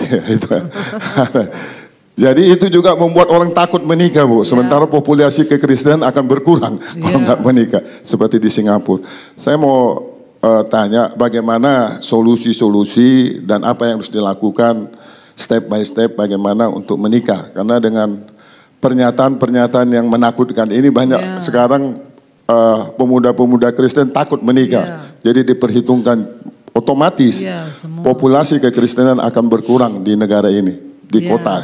Jadi apa bagian-bagian yang harus kita lakukan, anak muda lakukan. Bagaimana solusi setelah menikah, itu harusnya saya perlu suatu contoh-contoh yang baik untuk pemuda-pemuda kita. Terima kasih Bu, Tuhan berkati. Shalom. Iya Bapak Ibu, jadi memang sebenarnya inilah tugas gereja. Ini tugas gereja yang sangat serius ya. Kenapa? Karena saya melihat banyak kesalahan itu diawali dari para pemuda yang tidak mengerti kebenaran. Saya aja kemarin ketemu dengan satu orang Pak, dia itu bercerita kepada saya tanya Ibu anaknya berapa? Anak saya 3 Bu, terus 3 ya. Iya tadinya tuh saya cuma pengen punya anak 1, apalagi di kota ya Pak. Di kota itu orang mau punya anak dia harus hitung. Biaya sekolahnya berapa, ya apalagi sekarang tuh kan biaya sekolah mahal ya Bu, gini. Jadi saya waktu menikah, saya cuma pengen punya anak 1. Dia bilang, saya tuh cerita ke suami saya kita dulu waktu menikah nggak pernah mikir ya anak sekolah itu biayanya berapa, ininya berapa. Tapi anak-anak sekarang itu perhitungannya itu lebih rinci. Ya nanti gimana masa depan anak saya. Jadi inilah tugas gereja. Kita harus membawa anak-anak muda ini ketemu Tuhan. Mereka memiliki prinsip-prinsip yang benar tentang firman Tuhan. Ya karena memang ya Bapak bilang tadi orang menikah itu menyusahkan diri. Ya memang waktu kita menikah makanya di konseling pranikah di gereja itu penting. Tapi saya melihat ini sekarang kan hanya rutinitas belaka. Orang yang ngajar di konseling itu juga nggak sungguh-sungguh. Bahkan ada satu orang di Jakarta dulu, Bu Debi, saya mau tanya ya, Ibu menerima konseling pranikah nggak? Kenapa? Karena kamu ada gereja kan ada, tapi saya nggak mau di gereja saya. Kenapa? Kelamaan Bu, 6 bulan. Masa konseling pranikah 6 bulan? Saya bilang, oh jadi kamu mau ikut konseling pernikahan sama saya? Iya, berapa lama Bu? 2 tahun. Dia bilang, lama amat sama Ibu Debbie. Saya mending konselingi kamu 2 tahun.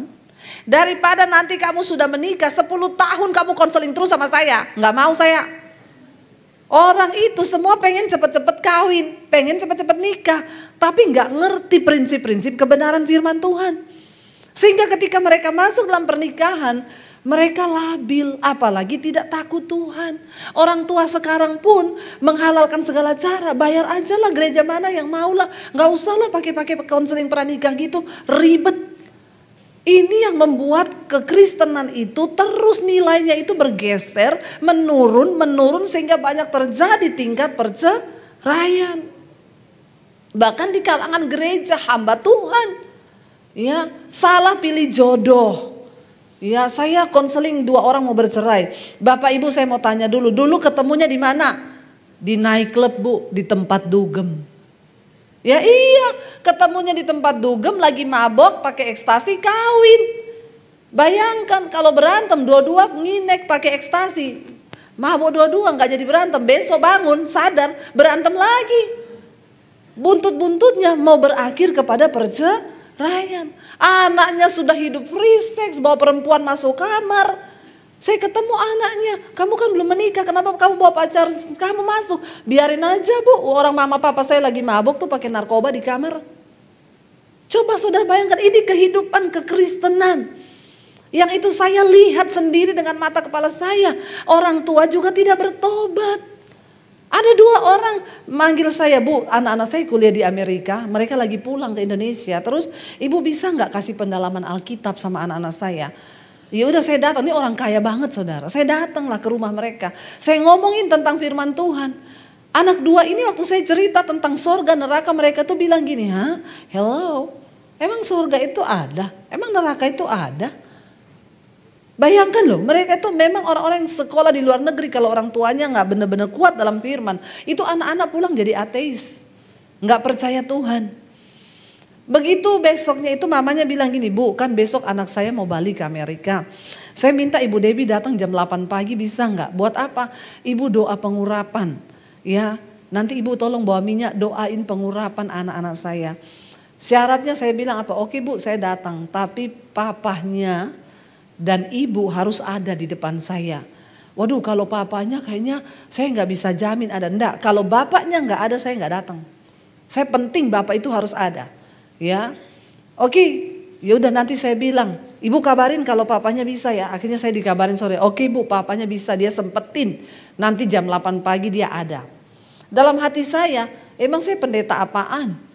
Lu pikir lu kasih saya amplop terus saya sudah selesai tugas saya? Ingat hamba Tuhan, tugasmu bukan cuma terima amplop.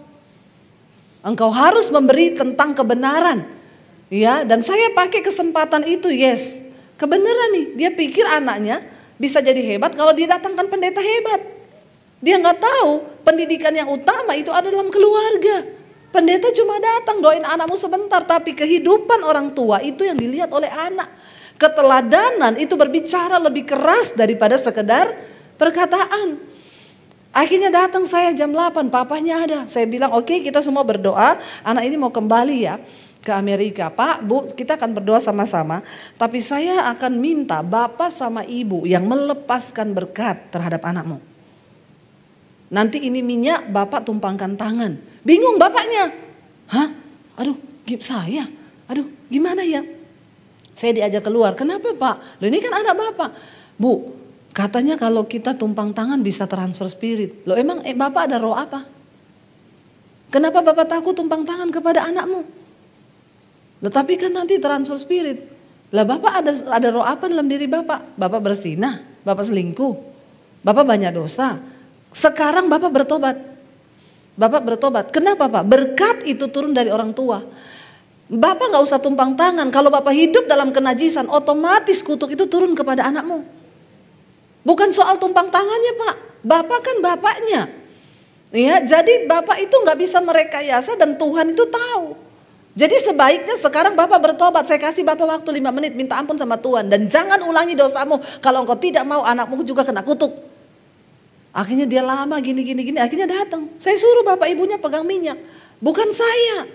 Saya bilang tidak ada pendeta hebat, yang ada tuh Tuhan yang hebat dengan imanmu yang hebat. Amin Bapak Ibu. Jadi pendeta tolonglah ajari kebenaran yang benar kepada jemaat. Jangan cuma supaya diundang-undang terus dapat amplop, apalagi orang kaya, ditipu-tipu. Oh iya, mana? Harus saya yang tumpang tangan ini. Kalau bukan saya yang tumpang tangan, bahaya, tidak dapat berkat anakmu, pret. Ya, jangan merekayasa pengajaran-pengajaran firman Tuhan demi keuntungan pribadi. Ya, ada orang mau doain rumah. Bu Debi, saya kan mau pindah rumah. Tapi ini saya lagi di luar kota. Ibu bisa nggak tolong datang ke rumah saya? Nanti saya atur semuanya, minta nomor rekening, saya transfer. Ibu doain ya. Kalau pendeta mata duitan, dia ngomongnya apa? Oke Bu, rumah alamatnya di mana? Rekening saya ini, iya kan? Saya nggak mau. Bapak, Ibu maaf ya. Mendoakan rumah itu harus ada tuan rumahnya. Jangan cari pendeta makelar yang cuma mau doakan. Bapak Ibu pikir saya yang punya kuasa untuk mendoakan rumah itu? Enak banget ya, kadang-kadang orang kaya itu juga pret Bapak Ibu. Dia kira dia bisa beli Tuhan, dia kira dia bisa beli pendeta. Dia kira dia bisa beli urapan, makanya tugas hamba Tuhan kasih tahu yang benar tentang firman Tuhan.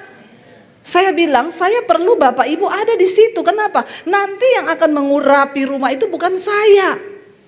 Saya hanya berdoa menyampaikan firman, nanti Bapak Ibu yang urapi rumahnya. Oh bukan Ibu, bukan. Kuasa yang sama Tuhan berikan bagi kita. Kenapa Bapak Ibu yang harus doakan dan urapi? Karena Bapak Ibu yang tinggal di situ. Ya, kecuali Bapak kasih itu rumah buat saya. Jadi pilih mana? Amin. Lah kalau saya yang doakan, saya urapi, hari itu setan pergi karena saya berdoa. Saya pulang, setannya balik ngajak teman-temannya. Bapak sama Ibu tinggal sama setan. Kenapa? Karena engkau punya iman yang tidak benar. Oh jadi begitu ya Bu? Iya ayo datang. Nggak bisa saya toh. Bukan soal nomor rekening, bukan. Ya, jadi mereka pikir ya Ibu berangkat ke sana ya, tolong urapi rumah saya ya. Dia kira ini apa ya saudara? Ini loh banyak orang tuh punya pemahaman iman yang tidak benar. Dan itu orang-orang gereja, bahkan tidak sedikit para pengerja. Cetek banget pengajaran dan pemahaman tentang firman Tuhan. Coba bayangkan suruh ibu pendeta alamatnya ini kasih nomor rekening urapi rumah saya. Dia kira itu setan bisa digituin. Dia kira itu Tuhan juga bisa digituin. Setan ketawa Bapak Ibu. Makanya saya tuh suka geli kalau lihat ada pendeta doakan rumah kosong. Nggak ada yang punya rumah, dia bangga usir-usir setan. Hei setan, pergi kau, setan, keluar kau. Pret. Ya itu yang pret, jangan percaya Bapak Ibu. Nggak ada ceritanya kayak begitu. Engkau harus memberikan sungguh-sungguh pengajaran yang benar bagi tuan rumah itu. Kasih tahu, kamu hidup dalam kekudusan, kamu hidup benar. Karena yang diberkati Tuhan itu bukan rumahnya, tapi orangnya. Amin. Karena Alkitab bilang apa? Diberkatilah orang benar, doa orang benar, besar kuasanya. Ya, jadi kalau engkau menjadi orang benar, bukan soal rumah itu didoakan pendeta siapa. Kalau ada orang benar yang tinggal di dalamnya, makanya saya nggak pernah takut. Saya cari rumah yang tusuk sate, rumah tua yang banyak setan. Orang bilang, kenapa Bu Debi? Pertama murah. Kedua, kalau saya masuk, setannya yang pindah, amin. Tapi kalau engkau nggak benar, biar itu rumah nggak ada setan, engkau masuk, banyak setan ikut. Ya karena engkau tidak benar. Ya saya beli rumah di Jakarta, satpamnya bilang Bu itu rumah udah lama kosong loh Bu. Itu banyak orang nggak mau itu. Kenapa? Banyak setannya. Oh enggak apa-apa Pak Satpam. Kalau saya masuk setannya pergi pindah ke pos satpammu. Dia bilang astagfirullah. Ibu jangan begitulah Ibu. Ya makanya Bapak harus hidup benar supaya setan nggak betah tinggal sama kau. Pak setan itu suka tinggal sama orang yang gak benar Pak. Ya kalau ada orang benar masuk setannya pergi. Gitu ya Bu ya. Oh iya makanya Bapak hidup benar supaya setannya gak ikut Bapak ke pos. Karena dia nanti saya usir dari rumah saya. Takutnya dia gak ada tempat dia ikut di posmu. Jadi kita harus kasih pengajaran yang benar. Jadi Pak sebenarnya anak-anak kalau mereka itu tinggal dalam Tuhan. Mereka percaya dalam Tuhan. Kuncinya cuma mereka itu harus ketemu Tuhan. Ya, gereja punya tanggung jawab ini. Ya, selalu ingatkan anak-anak muda untuk tidak salah menikah. Jangan menjadi pasangan yang tidak seimbang dengan orang yang tidak percaya. Ya, yang satu gereja aja belum tentu seimbang. Ada orang suka ke gereja tapi nggak mau pelayanan. Nah, saya ketika saya sudah melayani Tuhan, ya yang suka sama saya itu banyak Bapak Ibu. Pengusaha, tapi saya bilang enggak, saya harus dapat suami yang seimbang. Yang dia juga pelayanan. Jadi kita botol ketemu tutup. Kayak saya sama suami. Kalau saya dapat yang pengusaha, saya pelayanan. Dia bilang angkat kasurmu, pindah kau tinggal di gereja sana. Tiap hari pelayanan, tiap hari pelayanan. Itu yang dimaksud Tuhan, jadi pasangan yang seimbang. Nah, kita juga anak-anak, ya kita harus kasih tahu, jangan takut. Saya bersaksi sama anak saya, Dek, Papi sama Mami. Kita memulai hidup dulu, bukan dari nol, dari min. Tapi bersama Tuhan, Tuhan bisa memberkati. Jadi kamu kalau cari jodoh tidak usah cari yang kaya. Saya bilang makanya kamu lihat itu di pom bensin. Ya selalu ya tukang pom bensin bilang, Mbak mulai dari nol ya. Nah itu bagus tuh cari jodoh itu petugas Pertamina itu yang di pom bensin. Selalu dia ketemu mulai dari nol ya. Ya jangan suka yang lewat jalan tol. Kalau mau menikah dia bilang, kamu baca itu apa yang tertulis di gerbang tol. Pastikan saldo Anda cukup. Kalau nggak cukup maka jangan menikah dengan saya. Jadi Bapak Ibu sebenarnya banyak ketakutan yang tidak beralasan sih Pak. Ya, tapi kalau kita di dalam Tuhan, saya bilang sama anak saya, kalau kamu sungguh-sungguh mengenapi rencana Tuhan, Tuhan itu juga beri kamu yang terbaik. Ya, jadi nggak usah takut. Ada lagi nih ibu-ibu belum ada yang bertanya loh. Ya Bapak silakan Pak, ini dulu tadi ya. Abis ini ada ibu-ibu ya, kalau enggak kita nanti enggak selesai-selesai nih kalau enggak ada ibu-ibu yang bertanya. Ibu-ibu ini penting, tentang sakit jiwa apalagi. Silakan Pak. Shalom. Cek. Terima kasih, sangat-sangat diberkati dengan firman apa saja yang Ibu sampaikan. Baik di YouTube, di TikTok, dan di hari ini, dan di Palu. Nah kita sama-sama orang Sulawesi Bu. Ya, Ibu mungkin lupa bahwa kita pernah bertemu di ponakan saya, Agung dan Ivon pernikahannya. Oh iya, 5 tahun lalu. Jadi kita minta maaf. Satu pertanyaan saya yang benar-benar membuat saya tidak habis pikir Bu. Begini Bu, pada usia 0 sampai 10 tahun, anak saya itu sangat akrab dengan saya Bu. Kenapa? Karena dia itu suka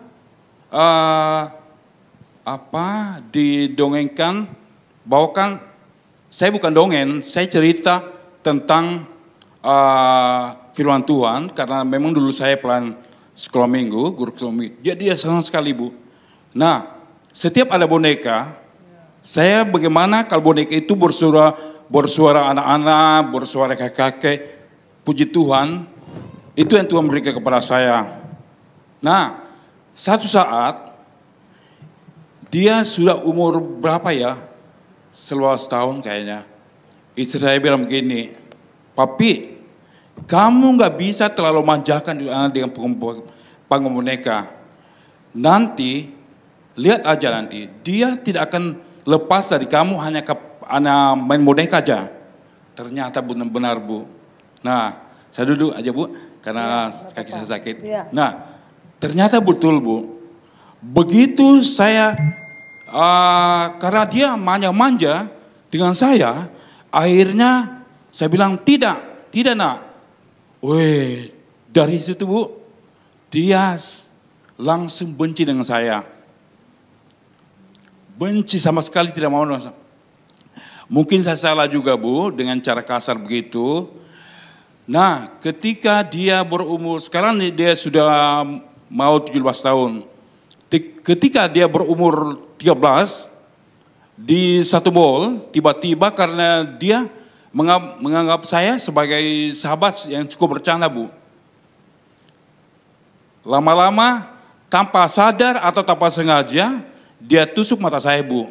itu benar-benar untung tidak di tengah-tengah di bola mata Bu, hanya di pinggirnya. Dari situ Bu, saya benar-benar marah besar Bu, marah dan saya benar-benar hampir pukul dia Bu.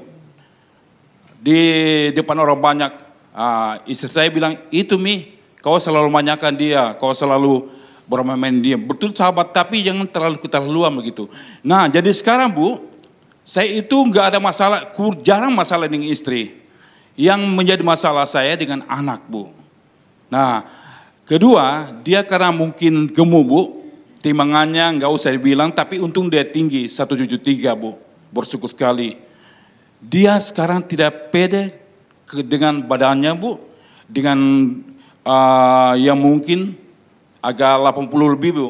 Dia sangat tidak pede. Sampai sekarang Bu, dia tidak mau ke gereja karena pertumbuhan badannya itu Bu. Dan kedua, karena dia sudah gak suka saya gara-gara yang tadi. Tidak mau lagi bermain boneka dengan dia.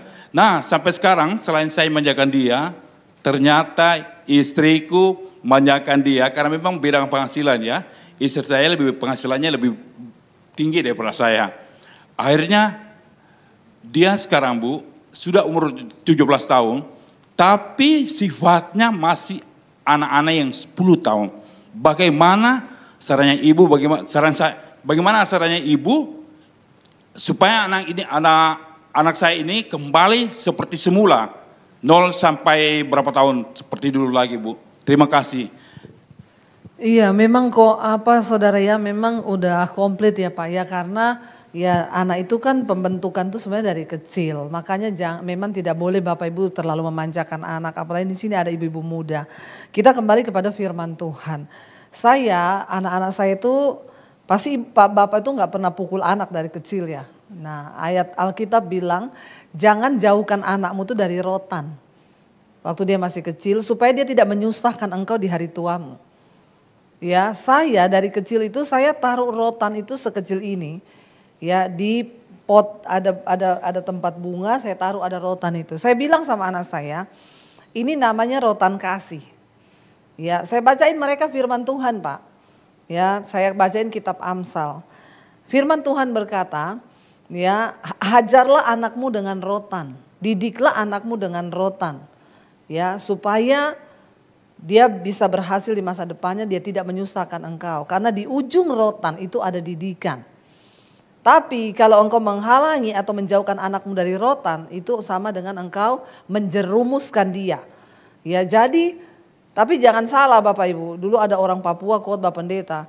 Di ujung tombak ada didikan, tombak mati.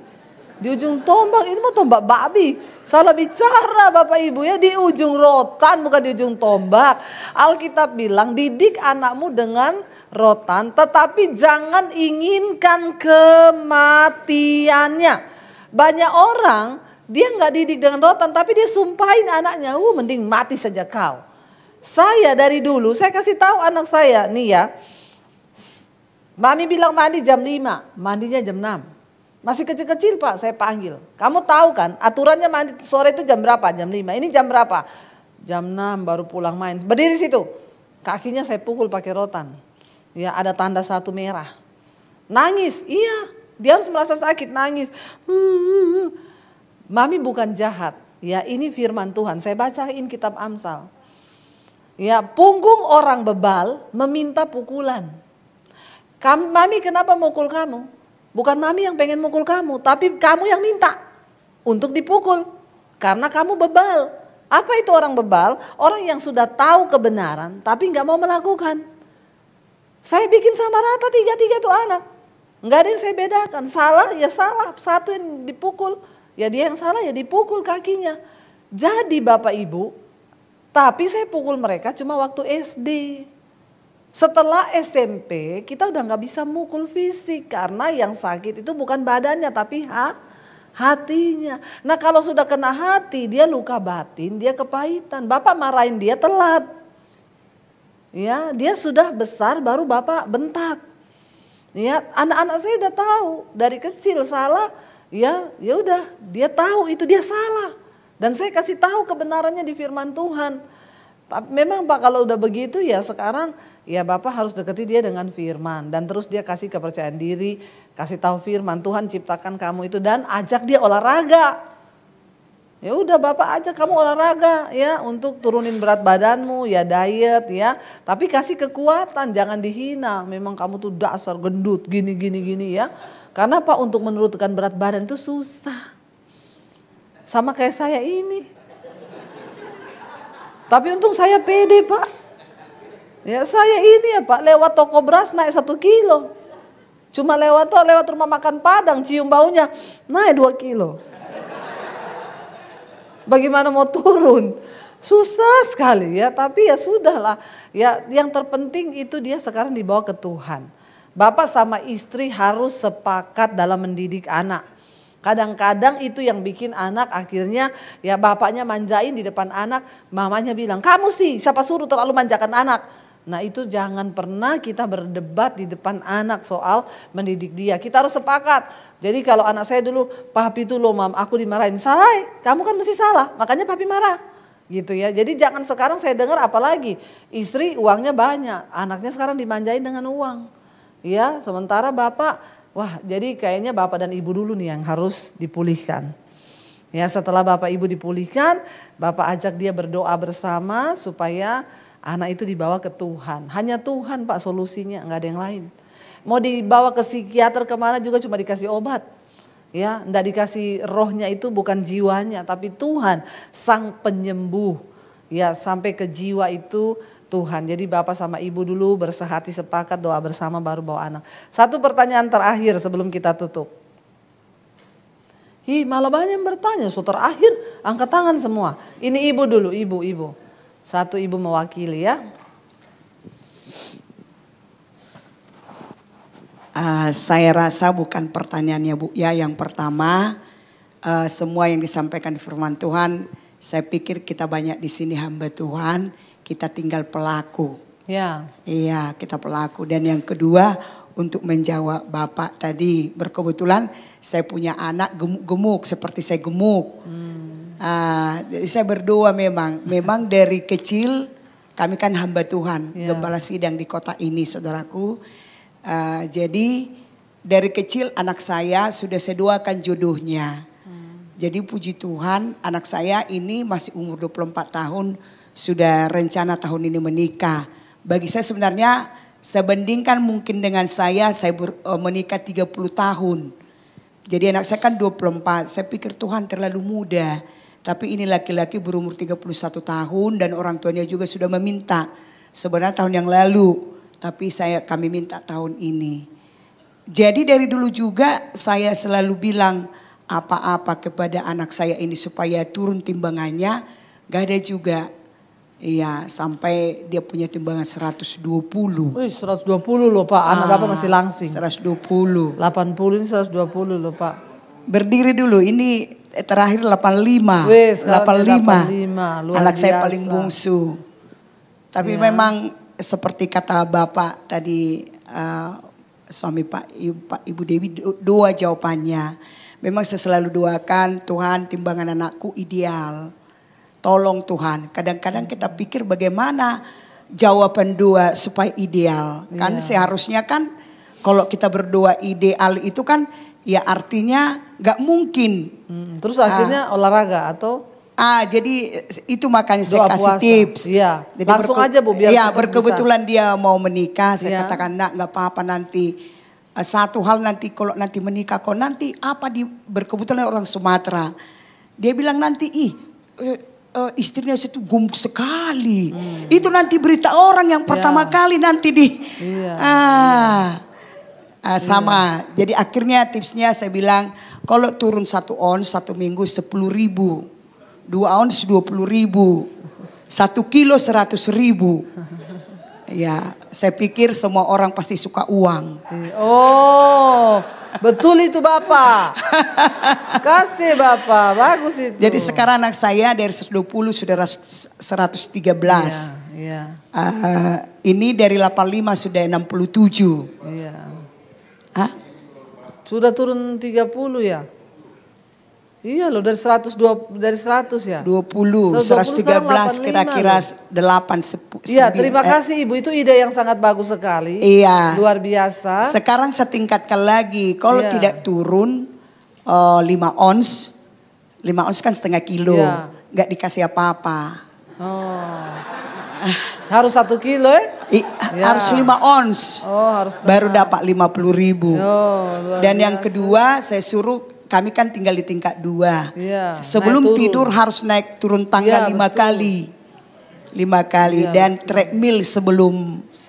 Setelah itu Ibu bilang begini, nah itu uang yang Bapak Mama kasih itu kau pakai buat nikah. Ah, sudah sama aja itu berarti. Iya, oke Ibu, terima Ya, kasih, tepuk itu tangan. saja. Bapak Ibu, saya mendapatkan tips yang luar biasa. Jadi saya itu mau bilang kepada suami saya. Bagaimana kalau 1 kilo 1 juta saya? Setuju ya Pak Benny?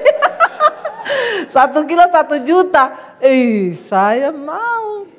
10 kilo ya dalam 2 bulan. Oke, satu lagi pertanyaan, silakan.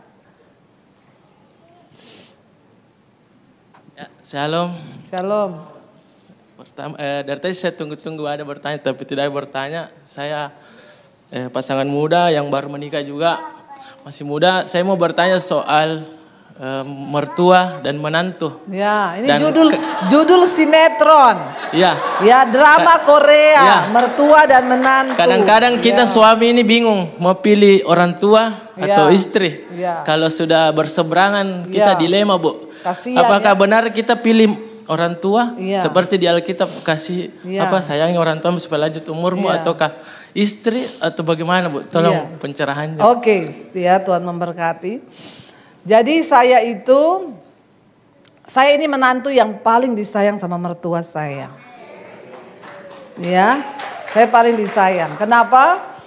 Saya itu ya selalu, saya tahu ya, jadi saya tuh kadang yang kasih, kalau ada berkat, pertama kenapa ya, kita ini ndak boleh membenci mertua. Saya tuh selalu berpikir gini, suami saya ini dibesarkan oleh mamahnya. Sampai dia disekolahin, mamanya itu kasih yang terbaik buat dia. Tolong istri-istri sadar, tahu diri. Ya, saya mau ngomong ini benar, jujur, apalagi kita orang Kristen. Musuhmu itu bukan mertuamu, tapi musuhmu itu setan. Ya, jangan engkau merasa mertuamu itu musuhmu. Tahu diri dan ingat, sadar diri. Saya ini dapat suami saya ini, dia ini dibesarkan sama mamanya, mertua saya. Dari kecil dia rawat, dia kasih minum susu, dia kasih yang terbaik buat anaknya ini. Dia sekolahin yang terbaik. Ketika anaknya besar, udah bisa cari uang. Dia dapat saya. Bayangkan kalau dia dapat saya, lalu saya bilang, kamu jangan kasih uangmu sama makmu. Kurang ajar gak saya? Gak tahu diri kan saya? Padahal maknya dia yang besarkan dia, sampai sudah jadi orang, sampai sudah bisa kerja, saya ambil dia. Jadi saya harus tahu diri. Saya tuh kadang Bapak Ibu dulu aja gak punya uang apa. Pertama, saya tidak pernah menyusahkan mertua dengan minta uang. Kalau engkau tidak sanggup memberkati, setidaknya jangan menyusahkan, nomor 1. Ya, engkau gak mampu memberkati, jangan susahin. Ceritakan aja semua tentang yang baik. Ya, kalau ketemu gimana, ceritakan, luar biasa rumah tangga kami baik gini. Jangan dibebankan, apalagi berantem, telepon mertuanya. Anakmu itu loh. Ya, kadang-kadang memang gak tahu diri nih menantu-menantu ini. Saya ngomong ya, Bapak Ibu, saya setiap bulan itu memberi buat mertua saya. Dari tangan saya kasih dia berkat. Saya doakan dia.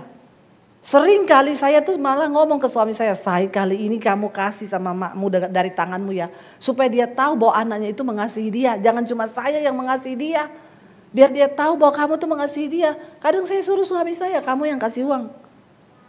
Bapak Ibu, kalau kita ini sama-sama saling ya mengerti, saling ini. Dia datang ke Jakarta. Anak saya bilang, Mak itu loh, kenapa? Dia rubah itu posisi mami punya piring, dia pindah di situ, dia ini di sini. Saya jawab sama anak saya ini, biarin aja. Kalau dia pulang kita pindah lagi. Lah kan emaknya. Lah kita nggak usah berantem, ribut. Kadang-kadang orang itu memang suka cari gara-gara sama mertua. Masalah sepele aja dia, ya saya goreng tempe nih, saya potong tipis-tipis. Mak saya datang. Daniel nggak suka loh makan tempe tipis-tipis begitu. Dia nggak tahu anaknya ini sudah menikah dengan saya kan puluhan tahun. Dulu dia gorengkan tempe buat anaknya tebel-tebel. Tapi ketika anaknya nikah sama saya goreng tipis-tipis dan anak saya sekarang, anaknya dia ini sekarang senang yang tipis. Tapi saya lagi masak dia bilang, itu Daniel nggak suka loh tempe tipis-tipis gitu. Ya udah, mak yang goreng ya, nih mak goreng, supaya anakmu senang. Mungkin dia juga rindu masakannya maknya. Ya udah dia goreng, dia senang, dia taruh di meja. Suami saya bisikin, pasti bukan kamu yang goreng ya, bukan emakmu. Tapi kamu makan aja biar dia seneng. Itu namanya istri yang jiwanya sehat. Kalau istrinya jiwanya sakit, ya, mak itu nggak tahu ya. Ini kan suami saya itu udah nikah sama saya gini. Ya udah mak pulang kampung sana, saya beliin tiket. Nah itu kan, atau tidak, enggak. Ada istri-istri yang begitu, maknya cerewet di rumah, dia beli tanaman, dia taruh di tinggi banget. Maknya tanya, ini tanaman apa ya? Kok tajam-tajam? Ini namanya lidah mertua mak, kayak pedang, tajam. Langsung maknya beresin koper pulang kampung.